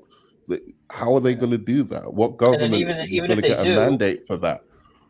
even if they did move or whatever, there would probably still be pockets of like a resistance or something, trying to fight for old Palestine or old Absolutely. Israel or whatever, But okay, so Nerdman, if you could, How old is old Israel? I'm just talking about like the people that are going to be the freedom fighters, like whomever's there, like whatever their idea of old, quote unquote, old is. And that could only be 1948. Like I could only be 75 years old. What was your question going to be? Because it sounded like an interesting question. What was it going to be? So, well, if you could come up with a plan to give to both, because obviously both deserve to live in peace and and all that stuff, and it's not like, oh yeah, the Israelis have suffered more than the Palestinians. They both have. Like you can't. No, hold on a minute. Right. The Palestinians have suffered more. They're under an illegal occupation. The people specifically. No, in I Gaza think are being I think sieged. he's thinking historically, in terms of I'm not talking about. I'm not talking about in this history. instance. I'm talking about period for the entirety of all of this stuff that's been going on. It's like back and forth, and then we've thought like the bad actors that are egging it on and stuff like that, and continuing it. So, what would your solution be, Nerdman? Like, what would you say if you had if you said whatever I say is gonna do it, it's gonna happen, and everybody's gonna be happy? What would be your The solution? first thing is Israel and Palestine are never going to sort this out themselves. This is England and the UN's fault. It's the United Nations and England's fault. They voted this in. They created this colonial kind of outpost so that they can have a presence in the Middle East, a military presence in the Middle East. And it's only them who are going to resolve it before it turns into fucking World War III, as I said. And the best way for them to solve it is to actually take a serious stand on the crimes that Israel are committing, and really, like sanction and show, no, we're not for this anymore. We don't give a fuck. Period. You can't do this. This is a you're now a criminal state. And I'm not saying that because I'm just like completely the Palestinians, and I think the Palestinians are like in a lot of ways they are innocent, but I do think I do think that if they got a certain degree of power, I worry what they would do with it. I They who? worry Meaning if who? both Who else? Palestinians and as I said, there is a genuine anti-Semitism in that region of the world, like genuine, I can see deep-seated why. I can see why anti-Semitism. people can illegally occupy and you turn them off. Can I bring it back to what you're saying about the No, I politicians? don't. I don't know. May No, I it's beyond please that, talk? bro. It's way beyond that. They want to eradicate. There are certain strands of them just want Israel gone. Period. I completely understand why they would feel that way. I'm also watching a Come on, big bro. How can killing you spree say going that? on right Like, now. Can I say what you said about the politicians? It's that when we in America, United Kingdom, Canada, when we vote our politicians in, whether they're in the Congress or like the smallest little members of parliament, we need to know that they're not being lobbied by Israelis with money who want to keep it going. So until that day happens, what you're just and you're right, that is how it's going to end. When Great Britain says we're going to step in here and we'll solve it, when America and or America, UK and the UN say absolutely, uh, it's illegal. The occupation's illegal. Take down those walls. You're going to be sanctioned economically until you do. Let's create a Palestinian state, period, and put it back to the deal that was initially okay, supposed to yes, happen. Nerdman. Yeah, okay, Wait, now maybe. In listen. 1947. Got it. Yeah, Now, go. in No, hold on, primary, hold on, no, Joey. I have a it's more. question. It's Do you important. guys know Listen, this? can I Did the just say because I UN was on the wait? middle of Was a there a point. ceasefire? I'm not And gonna did not America talk. I'm against gonna it? talk. I'm gonna get my point out. No, I just That want to know if there was a ceasefire and America voted against it. Congress. Mike, hold that thought. I want to, Chillmonger. What were you going to say? Finish. Sorry. Thank you. There are primary elections for congressmen who Israelis lobby and try to support this one who's going to be in favor of them, who's going to vote for more killing, more support towards the Israeli state. So when that happens, and the Israelis make it so that the governments of the world, like in America and the United Kingdom, always are going to have a pro-Israeli stance, then no, the peace won't come from the outside world. It is up to us literally to look through our candidates and see what they said about this conflict. And if they lean on the side of a resolution and more, not so much Israel has the right to defend itself. Do you condemn Hamas and all those talking points? When we can see that, then their beliefs and their like morals probably are more in line with things we would believe to be just in other parts of what they'll be doing in their jobs. I see what you're saying. That there's too much influence of like Israelis within the kind of cabinet in America and other countries, and that's true. But there gets to a point where you're endangering the world. You're talking about. It's the same with China and Taiwan.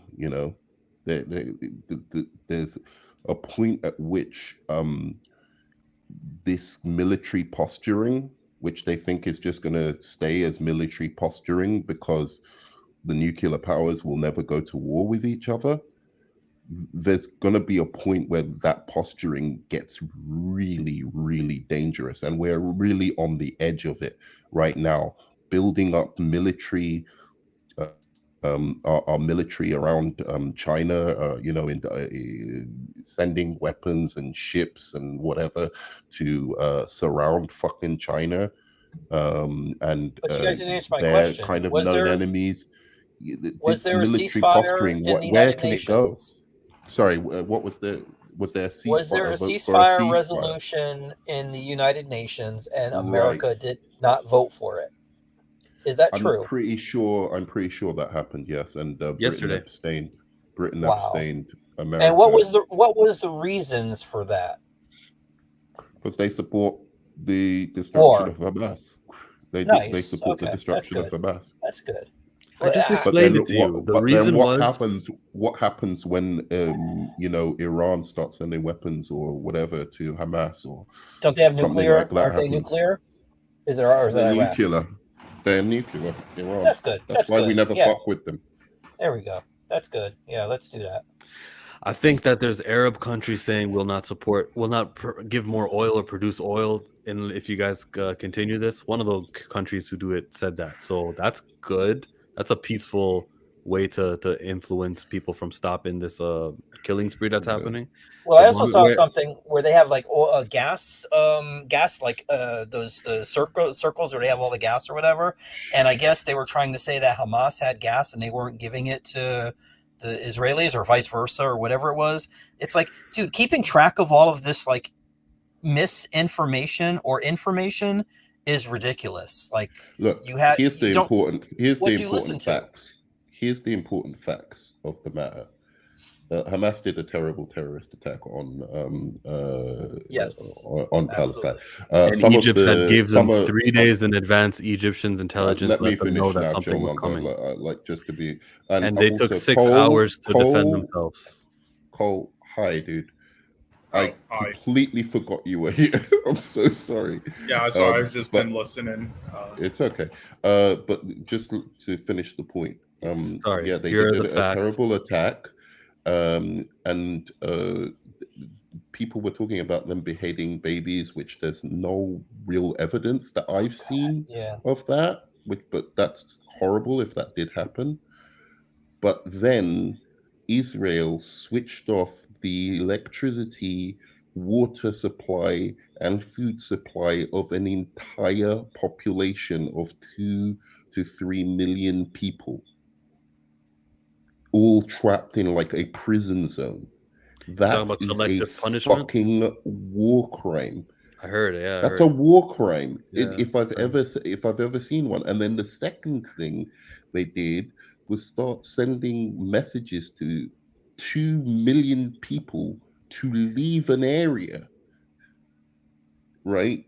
Because they're gonna bomb it, and they did bomb it. But like But they say they didn't bomb it's some not safe. things. But that's ethnic fucking cleansing, dude. You can't tell 2 million people to leave their fucking homes because we're gonna fucking bomb it. That's ethnic fucking cleansing. Period. Who else could do that? Even fucking Vladimir Putin didn't have the balls to do that. Let me ask You you know another what I'm question. saying? How do you think someone drowns in their hot tub? I don't know, man. I don't know. I just hope it doesn't happen Just to curious. me. Because it's a hot tub. I I don't mean, know. you know, it's not like it's an ocean or something, you know. I'm gonna go to the gym and do something with my day.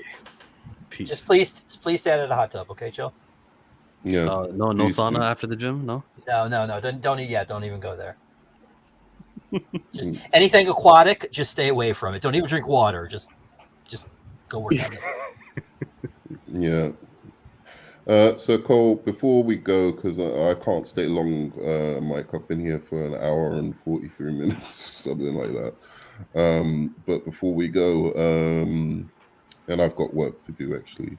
But before we go, what's your view on either Matthew Perry dying Or you can Well, talk about the other stuff we were talking Yeah, well, about. I'll just say both a little bit, but yeah, I mean, I was like taking a nap, then I woke up and saw you guys streaming, so yeah.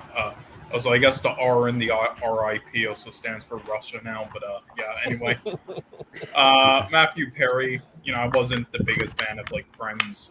I didn't watch it like too much compared to other sitcoms, but he was probably my favorite character out of the cast. Yeah. So I was really sad to see. I know he's kind of dealt with depression for a while. Mm. Yeah, it sucks. And on the war, yeah, well, I had opinions at first. Like obviously, there's a terrorist attack that happened, and yeah, that was horrible, and yeah, I was on that side. And there was then the very first report that came out where they said that Israel might be using some like certain missiles that could be considered as a war crime. And I said, yeah, that's pretty shitty if they do. However, they said that it would be solely on Hamas soldiers, and I mean they started it, so they kind of did it to themselves. And then after that, then all the other shit came in, and I was like, okay, yeah, I don't have an opinion. Both sides are kind of in the wrong. It's very complicated, and I've just been like kind of tiptoeing over this whole thing ever since then. Like I've been trying to like Yeah, be nice or like kind of like side it's with a both complicated sides. situation. It's a complicated situation, but my thing is that it doesn't seem like Israel has any kind of notion of ending this in a peaceful way. And the problem is because of Israel's position in the world, it's dragging the rest of the world into that conflict as well. And that's not to say I don't care about the Palestinians and I'm only in it for myself and care about like if it's going to create a chain reaction that's going to lead to really bad things. I do care about the Palestinians independently of that. Like even if it was not going to lead to if even if it wasn't potentially going to lead to like greater conflicts, I still care about the Palestinians. But that the problem is there is a danger now, a serious threat now that if this keeps escalating, um, either there's going to be a horrible fucking genocide, like terrible genocide of a people, or you might actually see tensions between Russia and China and all of this stuff that's been going on for a long time flare up even more. Plus, with the Iran connection now, you know, talking about fucking bombing Iran. I mean, what is going on? Like we're gonna go to war with Iran now. Yeah. It's I mean, some of this shit is very pretty very crazy. hilarious. Like I remember there was this one U.S. politician who said, "Let's trade off the hostages in Palestine for the Iran president." I'm just like, what the fuck? Yeah. Anyway, so See, I that's don't I think the think. answer should be it's just going to happen. Like there's got to be something that can be So done. wait, actually, Mike, what is your answer? Because you asked me. I'm curious. What do I you, don't from I don't your? To me it's simple. I mean, like if the problem is land, which is the overriding problem, I guess, then just divide it in half. Like when you have two kids that are arguing over something, you split it in half and you give them each a half. That's the way you do it. But Yeah, I but know I don't there's think they can do it themselves. We have to do that now. then somebody's got to come in and say this is how it goes. I mean, I don't trust anybody to like look out for their interests. It's gonna meaning the Palestinians and the Israelis. They're going to be looking out for their personal interest, not for the other people. So, But but it's got but to be done. It's but do you think that there's a chance that, and this is where I kind of hear the Israelis, if they give Palestine independence, like Mhm. let's say for the first 10 years, they would, here's, because this is the problem, they would have to be like really saintly for the first 10 to 20 years if they gave this land back. They would have to just ignore like maybe people who want to attack them or do the, like just Yeah. arrest those specific people, because I think there's going to be bitterness amongst the Palestinians for at least a Oh, yeah. generation before the next generation arises and they're like, oh, we weren't there, we didn't really experience it, so we're not that angry. Do you know Well, what there's I going to be mean? bitterness between both of them. Like they're both going to have Mm, something where they feel that they're wrong, and I'm not saying they are justified in that or they're wrong about it. Like mm, I'm sure the intricacies of it, I don't completely understand it, mm, but anything from a certain point of view, as George Lucas said, you can see as whatever way you want to, and I mean, there's a lot of stuff that's happened and yeah, both sides have been screwed, some more than others at certain times, others, yeah, it has to, you can't have that area continue to be destabilized, and like there were people, I heard somebody was saying like, Iran was doing it to, like, because you keep people busy with something else, then they don't see what you're doing. You know what I mean? It's like, mm, okay, if you keep somebody looking at your left hand, they won't see what your right hand is doing. So that's what sometimes some of this is like. They'll egg it on, or they'll throw, it's almost like throwing a little match into a little, the gasoline or whatever, get a little fire going, and people look at that instead of, what this other side is doing. And that's what's happening. You have people that shouldn't be involved in it that are just in there to just for chaos. That's it. These people need to have mm. peace. All those people should have peace, and Right. they don't for some reason. And it's I mean, ridiculous that it's I even happened found for out this long. recently because, for a long time I wasn't reading about this stuff because it was just too depressing to me. Because I Yeah. started reading about the Palestine thing when I was like in my 20s, and then I was just like, you know what, like there is no good guys or bad guys in this. And Right. like, to be fair, I didn't fully comprehend the position of the Palestinians at that point, because I was reading it from the beginning and I didn't quite get to the end. I didn't get to kind of now. I was reading like from what happened in 1947 and continuing. I was just like, look, these guys are Mm-hmm. both, religious fanatics, and just, you know, just stop being religious and deal with things like adults. Yeah. But in any case, so I wasn't reading about it for a long time because it just depressed me. I was just like, this is too much. And so reading about it recently, looking at some of the events that have happened, it's absolutely shocking how the kind of double standard and disdain that it seems that these people have for Palestinian lives don't mean anything to the media, and they treat them as if they're completely asymmetrical in terms of their equality. Yeah. Um, uh, so there was an attack, I think around 2006, 2007, where a guy, a Israeli guy, went into a mosque on like basically in the middle part of Gaza, where both the Jews and the Palestinians are staying, or something along those lines. And he went into a mosque there and just, it was like a mass shooter, just went in and shot up the place. Mhm. And apparently, um, I'm sure it was on the news, but I don't remember it being on the news or being talked about as much as like this terrorist attack, for instance, that happened in, recently.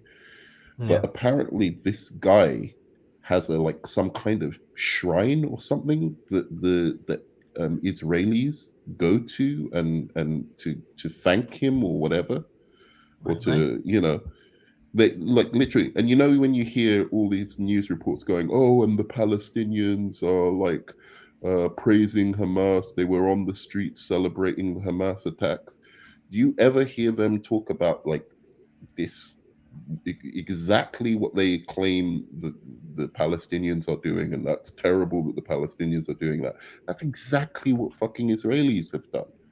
Like with this mass shooting, the guys going up, Jews going up, and you see them making fun of Palestinians getting bombed as well. There's like many clips of people making videos and TikTok, whatever, and making fun of Palestinians being bombed in Israel.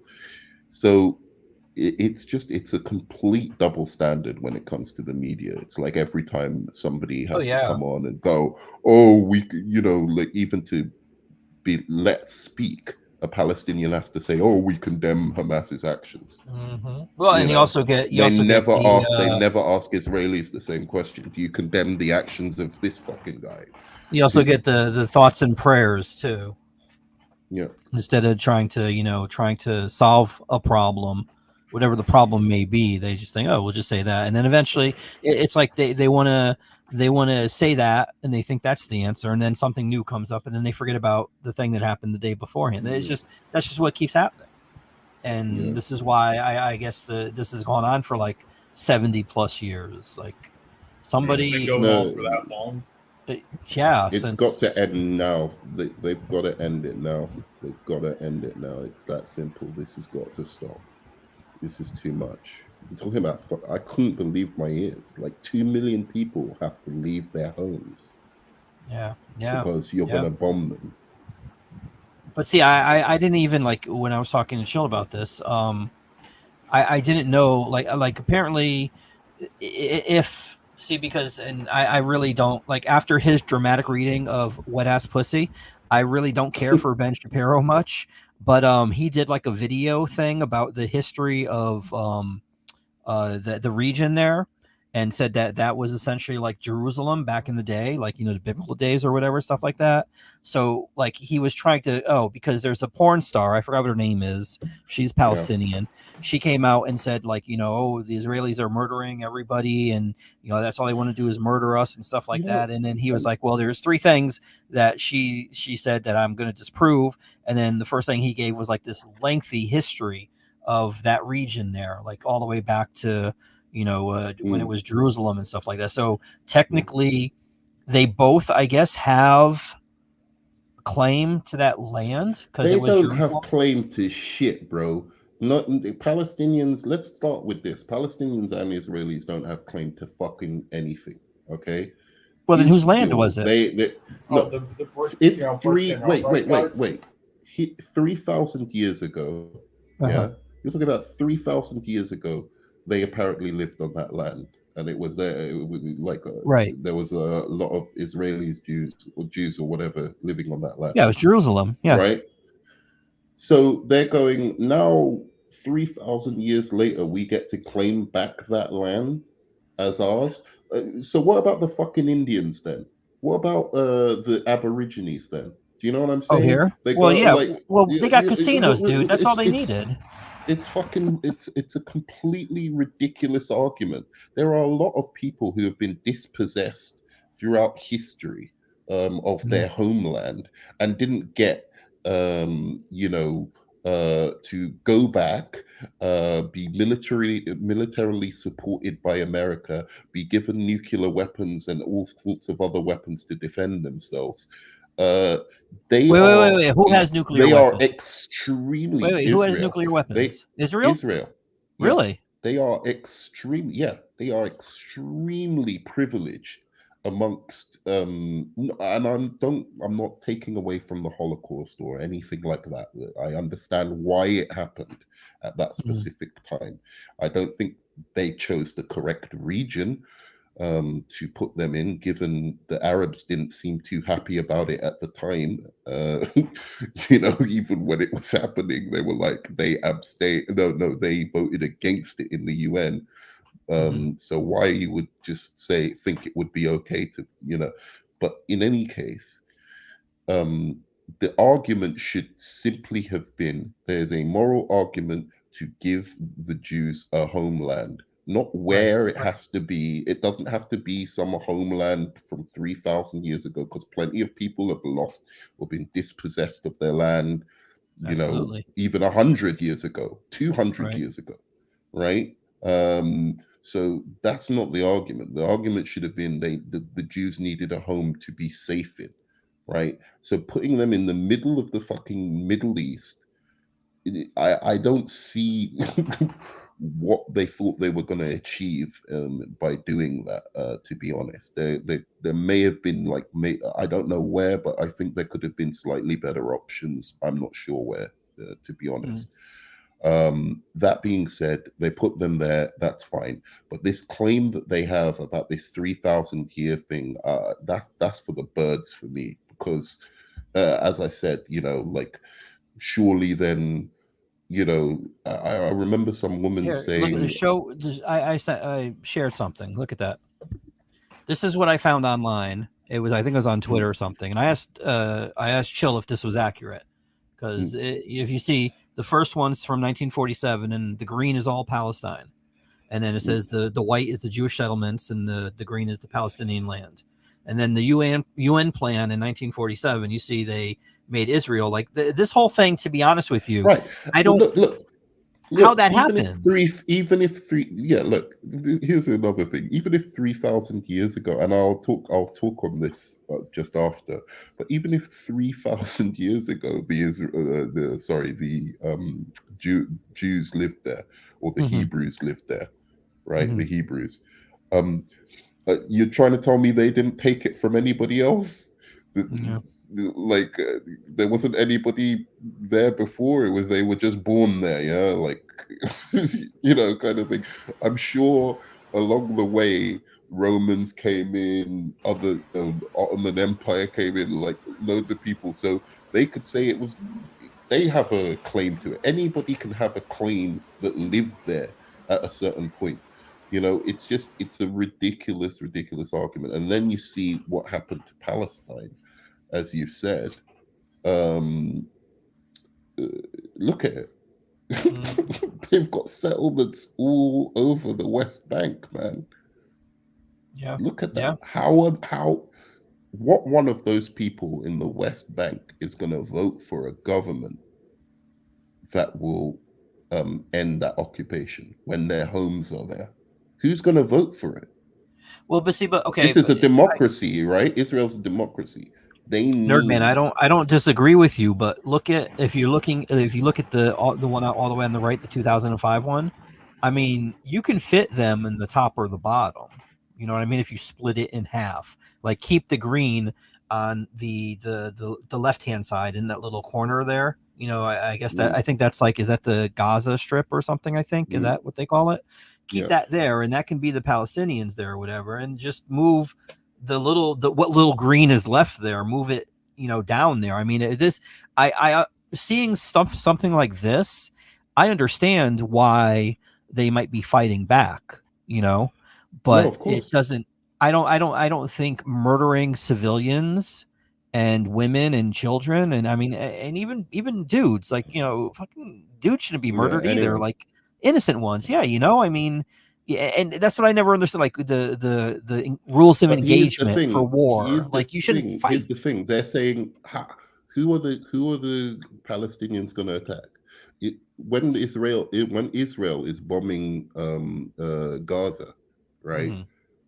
When they're bombing Gaza and they're saying, "Look, no, we're aiming for Hamas." I know there's civilian casualties. In fact, for every Hamas leader we get, we kill 30 or 40 or even 50 fucking civilians, but we are aiming for Hamas, right? That's bullshit. Then you can't argue, right, that when Palestinians kill Israeli civilians, well, they're aiming to topple your government. They're aiming to attack Israel, right? There's, unfortunately, civilians are getting in the way, but in the end, that's what's happening. It's not intentional. It's the same thing. No, but who are they going to attack? Are they going to attack? Are they going to attack Benjamin Netanyahu with all this Secret Service around him? Who can they attack? Yeah, is he a good dude or is he a bad dude? There's no. I mean, I Because don't know. listening, like you ask some, like this is the thing that's really confusing about that. Like I can ask different people, and even it doesn't even matter if they're Jewish or not Jewish. Like you could ask one Jew and be like, yeah, that he's good, and you listen to another one, no, he's not good. He's not good at all. And it's like, so Well, this is this entire thing. he's behind ethnic cleansing at the moment, so he's not in my good books at the moment. And Yeah, that I'm shouldn't put just you saying, in. That shouldn't put you in the good book. No, not at all. yeah, no. So I look, as I said, I don't know. I just think the UN has to come in and sort this out. They have to give these people Have they ever something. sorted And anything and ever? Have they ever done anything? Like, why do they exist?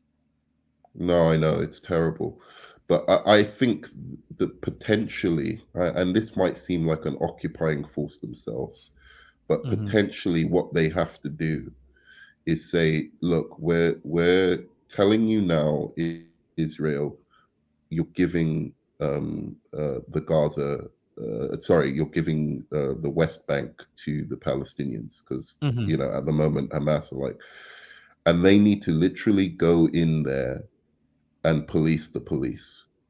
Yeah, They need yeah, to have yeah. permanent kind of things so that they make sure that the Israelis are not, you know, abusing their power But isn't that partly in like what's going that on with particular Mexico region, too? Because and Mexico then has all the build cartels down up a there, police. Yeah, exactly. But they need and to build you up a can't like you try to Palestinian police force. They need to yeah, build you up. try to get people in there, and like even the police are corrupt. So you got to have people in there on all the sides that that aren't corrupt, that want peace, that But don't the want to Israeli police, no, continue. this is the thing though. The Israeli police are constantly harassing Then maybe Palestinians in their you own get rid land. of them So and you get people in there it's that wouldn't do it. Israeli. Think about that. Israeli police are the ones policing there's no Palestinian police in West Bank or Gaza. It's all Israelis, and they're harassing them all the time.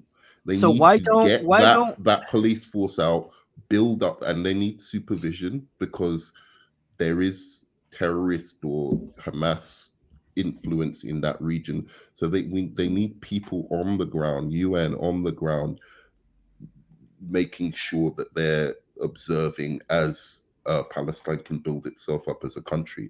That's the So only way I see it.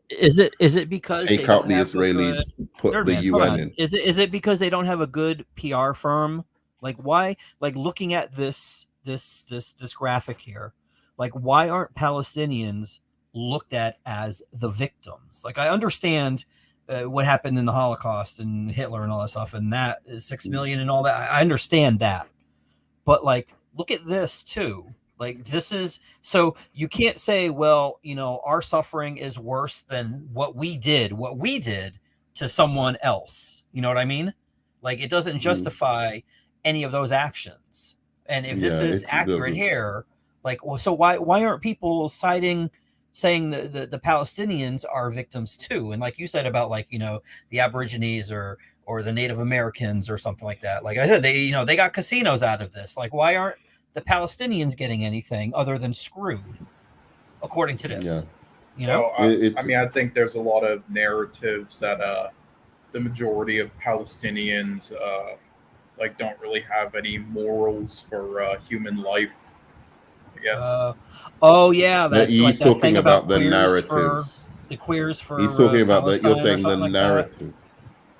Yeah, and yeah, like just with many things with like Hamas and stuff, yeah, because I guess they did most of the country supported Hamas, and yeah, they say like Hamas, like I believe has like I don't know like the full history of it, but just like But there's a lot of like former Hamas soldiers who say like they have absolutely no morals for human rights or life. They just want to. Isn't Palestine in line with Iraq and all that, with their way of thinking too, and Iran and the Saudis Not and all that really. stuff? Not really. Not They're really. just fighting. They're just fighting for the. Well, didn't I mean, Saudi they're- Arabia they're- didn't they they- murder they- that journalist? Saudi Arabia. Saudi I Arabia mean, is different. Saudi yeah, I Arabia mean, is they murdered our a few, friend. not just one. But Okay, Saudi so that's what I Arabia was, is our friend, basically. It's the West's friend. but that So, doesn't. But that doesn't. you But that know. doesn't mean they're not doing shady shit, nerd man. Like No, just no, because they're that's our what I'm friend. saying. That's what I'm saying. Is the hypocrisy. They're Oh, out okay. here calling Yeah, yeah. the Hamas inhumans and all of this kind of shit, Yeah, where they're supporting a government which on a daily basis stones women for being Yeah, raped. yeah, yep, yep, yeah. You know, Women are beheads subservient. people. Yeah. You know, it's like it's crazy. The kills journalists. You know, like does all of this shady fucking shit that the Saudis do, and it's just it's outrageous, really. So yeah. So I go back to my original. Why aren't they doing any of why aren't they illustrating that the Palestinians are victims too? I don't. I think that the media is just it's really the mainstream media is really kind of aligned itself with this whole narrative about Israel being a democracy, and it's the only democracy in the Middle East, and therefore it's our ally just in virtue of being a democracy, and that they're our boys, like we put them there. So That makes sense. it's just aligned with that kind of sensibility. And technically speaking, if you actually because they say they're the only democracy in the Middle East, but like if you actually were to count Palestine as a country of its own, then they are technically a democracy as well. So, but it just depends on if you because many of the UN countries do accept. There's another word I'm looking for, but it like accept or what's the fucking word Authorize? when you? No, not authorized, but they view Palestine as a country. They accept it as a sovereign country and sovereign nation. What is that word when they? Ah, fuck it. But yeah, many of them recognize. That's what I'm saying. And many of them recognize them as a sovereign country. So if you recognize Palestine as a country, which many of the UN do, a lot of them do. I think it's only America and maybe England and a couple of others that don't. But France, Germany, Oh yeah, they had a list Australia, of I the people that believe, didn't vote for. China, Yeah. all of these countries recognize them as a sovereign, or recognize them as an independent country from Israel. And if you do recognize them, then they're sort of a democracy as well because they had democratic elections.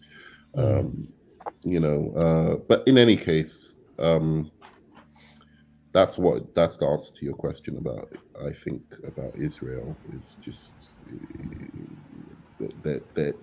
their perception that they've built up around themselves. One is the victims of history, which is true. I'm not. They're not the only victims of history. Right. They're Yeah. No, absolutely. certainly amongst they're in the top 10 victims of history. I don't think they eclipse. I had this argument with Philosophical Pickle once because he was talking about like whether blacks suffered worse than the Jews. And looking back historically, yes, the Jews suffered a hell of a lot, and the system of oppression that they were under was it is damn near one of the most evil in human history. But like the Native Americans were wiped away, the Aborigines wiped away. Complete. There's not even talk about giving the country back to them. Do you know what I mean? It's just a foregone conclusion that they just got, taken off their, land and just made to live horrible. Like it's not even an occupation. It's like, it's gone beyond that, right? And certainly the blacks with the slave trade and stuff like that. didn't really get much compensation in the way that the Jews have got compensation and recognition Yeah. for the suffering that they went through. So that's where I make the distinction. You know, I mean, what era or sorry year was it again? Well, I forgot like what they called it, but I believe it was like when they group of leaders and this one guy kind of like massacred like 13 million Africans. What was that again? What year was that? You know? a leader massacred 13 million Africans. Yeah, like around like something crazy like that. I know it wasn't. I know one of the largest genocides, which actually was a forerunner to the Holocaust, was Namibia, where half the population was either murdered or sent to labor camps. One called Shark Island, which was particularly terrible, um, and they perished as well. And then the doctor, the one of the people in charge was the one of the founders of eugenics, a guy called Frederick Ratzel, Professor Frederick Ratzel, who was the teacher of um, this fucking hell. I just had it in my head, but the one of the main Nazi scientists who was part of their eugenics program as well. What is his name? But yeah, anyway, so that there were big genocides in Africa. Yeah, I'm just trying to like remember this one specifically, but I can't. Joseph Mengele. Joseph Mengele. I don't know if you've heard of him, Mike. Yeah, I have. I have. Yeah, Joseph Mengele. So the Holocaust goes even before. It goes back to what they were doing in Africa during that whole period where they were basing their occupation and colonialization of African countries on the biological, superiority of the white race. That all stems back from that, and then they kind of turned it in on the Jews themselves, afterwards.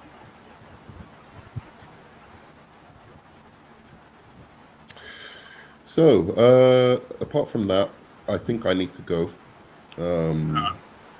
But Yeah, but it's been really what's your nice opinion catching up on with you. Marvel movies, though? Oh my god. Have you been watching Yeah. this Loki?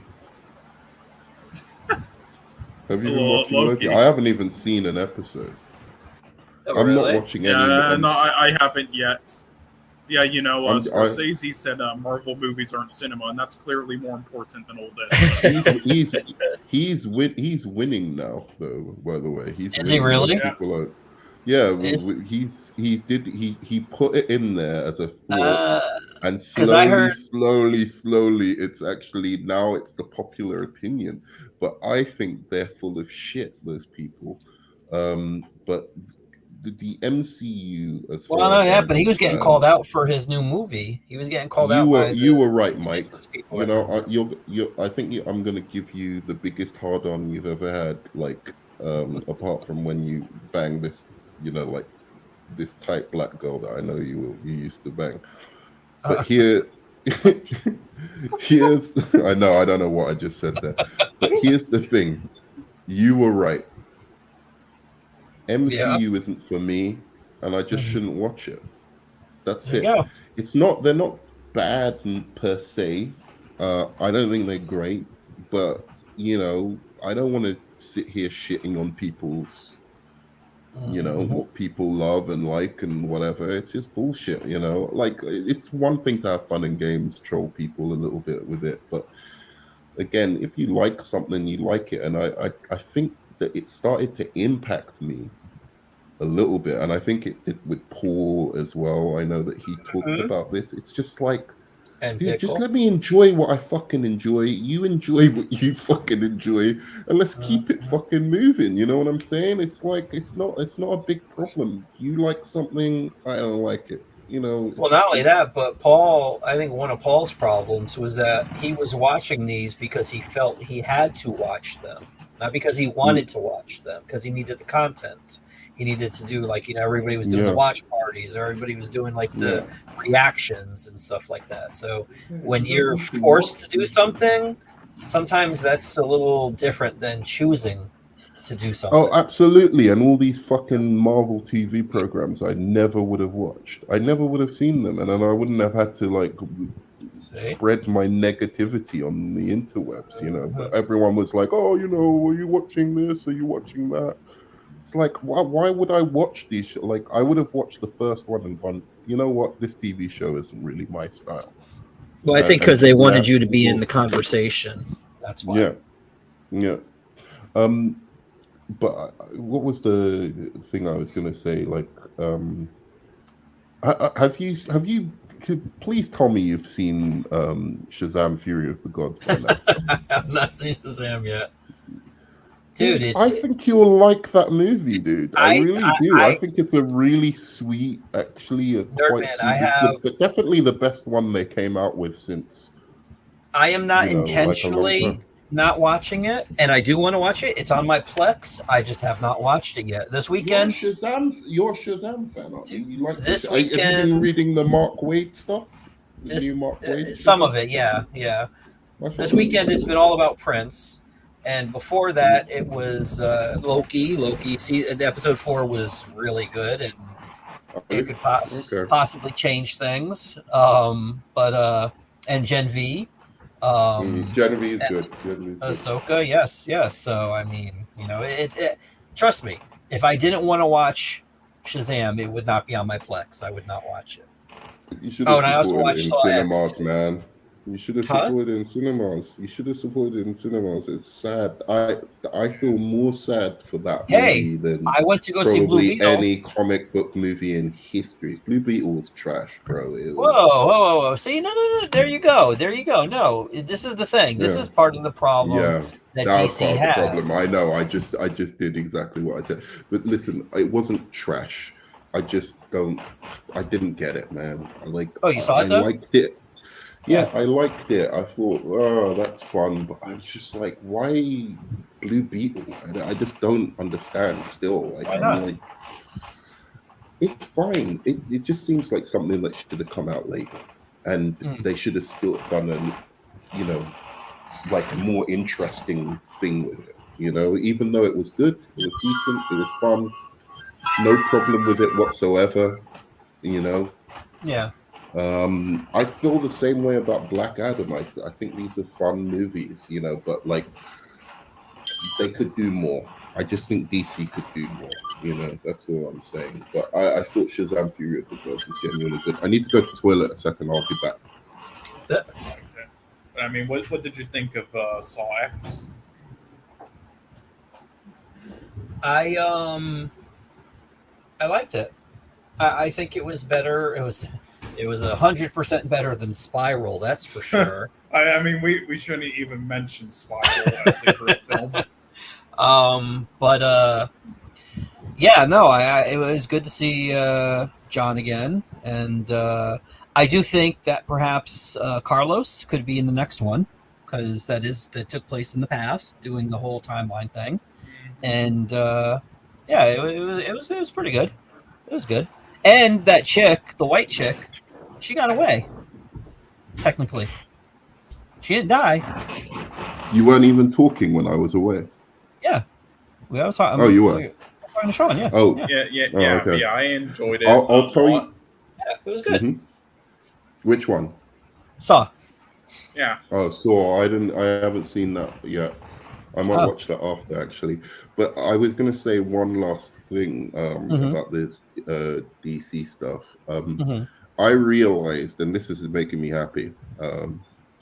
After I think if the next Superman Mhm. movie with James Gunn, If that has Brainiac in it, Uh-huh.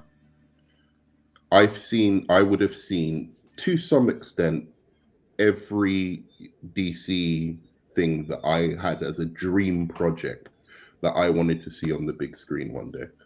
Yeah. So I'm kind of happy. Like I can just go through. If everything fails in the James Gunn universe, if he at least makes that Superman movie with Brainiac, and I get to see Superman facing Brainiac in what seems like a real world kind of, like you know what I mean, like in live action. Yeah. Well, look, I don't envy him. And then I've seen everything. I don't really. I'm not. I don't bothered envy anymore, James Gunn because he has to unite two different factions. Like for the past 7 years, DC has been fucked up, and by the fan base. Well, it started with the management, and then it went from there, and then it seeped into the fan base, and then the fan base eventually took it and let it fester, and then it just got ridiculous and outrageous. No, and but here's my problem with that. What you're No, saying, don't. I agree with it, but Uh-huh. the problem is like the recent movies are the very movies, like whatever I want to say about Blue Beetle, that is what the critics were asking for when they watched the Batman v Superman, and they watched all of this kind of stuff, and they were going, we want it to be lighter and more humorous, and and why is it so dark and morbid and blah blah blah blah blah blah blah. So they asked for something more, DC gave it to them, and they bashed them for that as well. It's just they couldn't win, like, and I'm talking about the critics now. Whether it's Black Adam or Shazam, or the only one that they really kind of didn't go too hard on was like Wonder Woman, really. Like apart from that, they've gone hard on all of the lighter-hearted stuff that they were asking for. That was what they were asking for. I never thought they should go in that direction personally, but they Wait, who was that? Wait, who was asking for it? They who? I think that the critics, a lot of fans, and then they just bounced when they did. Wait, you think critics were asking for a lighthearted DC movie? I think there I don't was know an if I agree element with of that. it that was. But okay, let me put it this way. I mean, there were definitely the movies recently have done a better job than Zack Snyder's Man of Steel and BVS by a million fucking miles. Shazam, Yeah. Fury of the Gods, Wonder Woman. I kind of count Aquaman, but Aquaman is like a little bit of a mess, but it's okay. There was some genuinely good movies there. So why did the critics turn on these movies? I have no idea, it just, yeah. So it doesn't matter to me, but it's just they need to have competent leadership. They can't keep having people come in and say, okay, we have these plans. This is what we're going to do. We're going to do this, this, and this. And then the following week they're gone. And then some new dude comes in and is like, yeah, we're not doing any of that. We're going to be doing this, this, and this instead.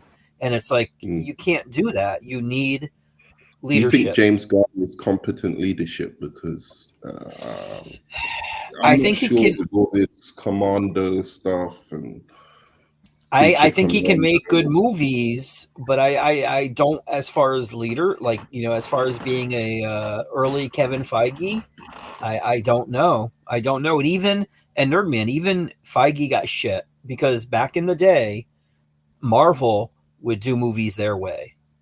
And they would be like, well, if you're coming on, you're a hired hand. Okay. You're basically just the monkey holding the camera. We don't care about you because we have the ways these movies need to be, the way we want them to be.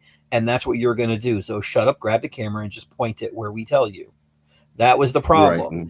And then James Gunn was the one. Well, see, I don't, maybe was it really a problem? Because James Gunn came in. Financially, it absolutely wasn't a problem. Financially, right? James Gunn came in and did. Hold on. Eventually. James Gunn came in and did Guardians of the Galaxy, and that's when they started to change it a little bit because they were like, "Oh, well, look, we let this dude have a little freedom, because it's kind of like when people They come didn't in let him have that DC. much freedom, dude. Come on, He had bro. more He didn't than have that much freedom he had until like the more third he had one, way maybe. more than other people, Nerdman. Sure. Because and also, as I was about to explain, when you're writing at DC, if you're doing Batman, you're going to be getting notes on what you can and can't do. If you're doing Catman or Secret Six or something like that nobody cares about, you could do whatever the hell you want.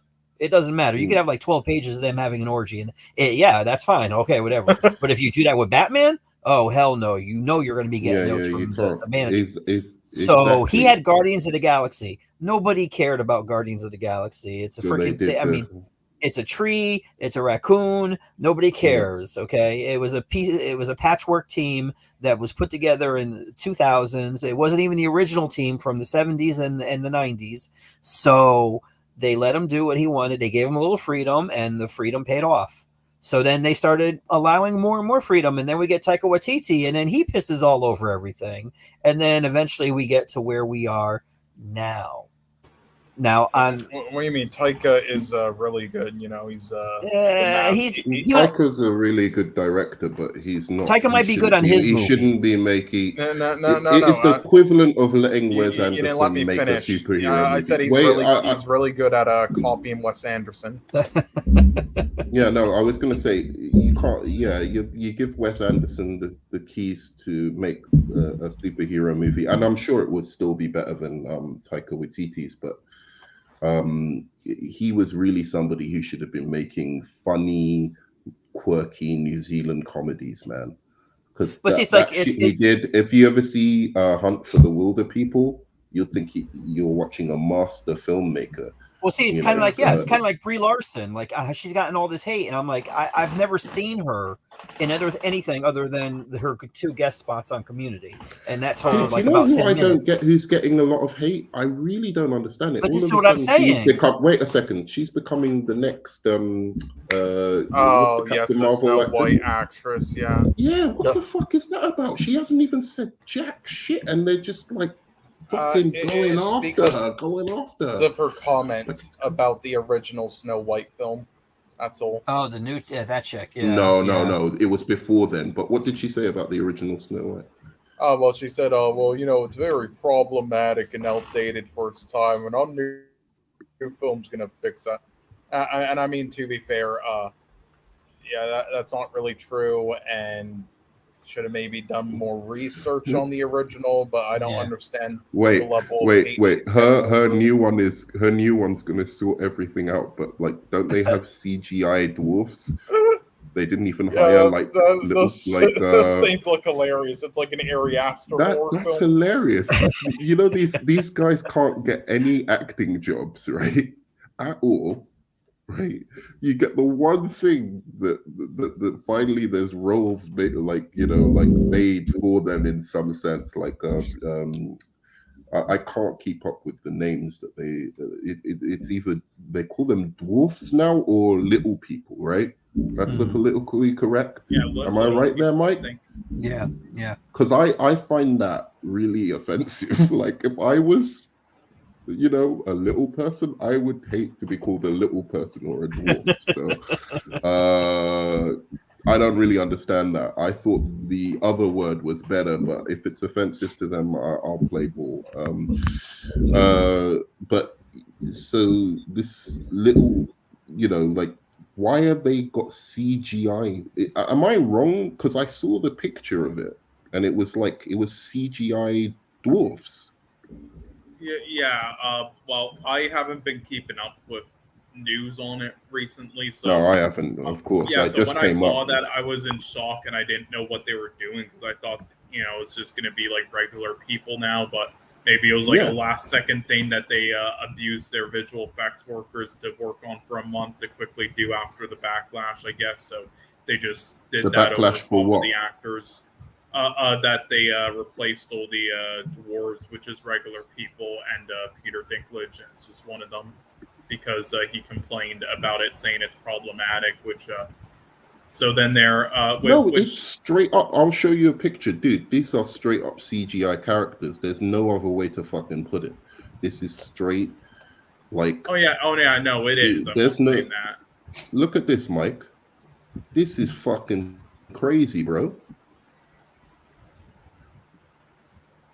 You see them? Mm-hmm. Oh, yeah. Like, Yeah, and then the one at the is bottom it was is the original ones, I guess. like I thought it's supposed to be live action. That's the whole Yeah, fucking point, You right? see the photo at the bottom there in the middle bottom layer on your Where's the tab. where? Like scroll to the left. No, not on that. Yeah, to the left on the other images. Go down. That one, yeah, that was the original one, and they replaced all the dwarves with just regular people and Peter Dinklage because he complained saying that dwarves is problematic nowadays, and their solution was to do that and to just make them like magical beings, which is even more problematic to do in response, and just tries to erase history, which is hilarious and really all they had to do, which is why they're such idiots, and also why God Peter Dinklage is just so clueless on a lot of these things that he like talks about in the news a lot of the time. Like all they had to do was just not make them stereotypical like minor dwarves, but just make them like 7 people or little people with jobs, or maybe in like a family. Like that's all they had to fucking do, and then they help her out. But no, apparently that's too hard. I'm coming in.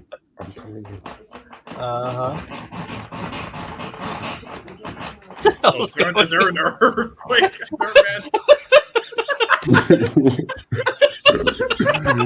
I'm telling my. Nerman, is your boyfriend over?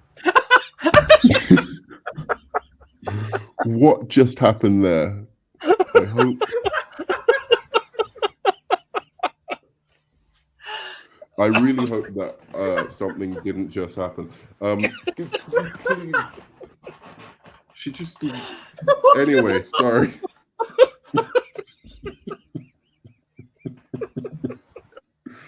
Like, what's Oh that my noise? God. Your bed's just like going up and down. I meant to mute myself and I put my picture on. Oh my God. Anyway, someone's going to freeze frame that and see something very odd.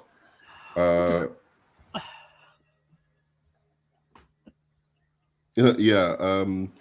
No, I was. So embarrassing. Yeah, I was speaking to someone. Oh, I see. So. WC said, I why was does telling Nerman them- sound like he's shaking someone? I've got bigger problems than that, man. At the moment, I think my channel's going to be taken down. I need to cut that bit out.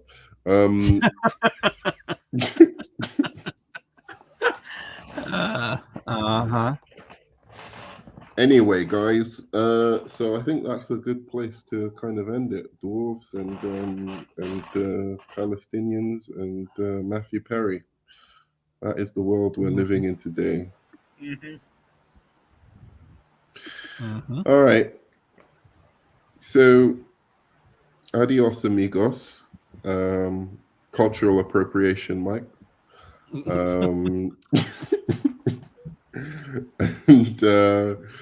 have a good Halloween, guys. I hope you enjoy. And yeah, I'll see you on the flip side. And I Don't love you do it. 3000. Son of a bitch. Peace.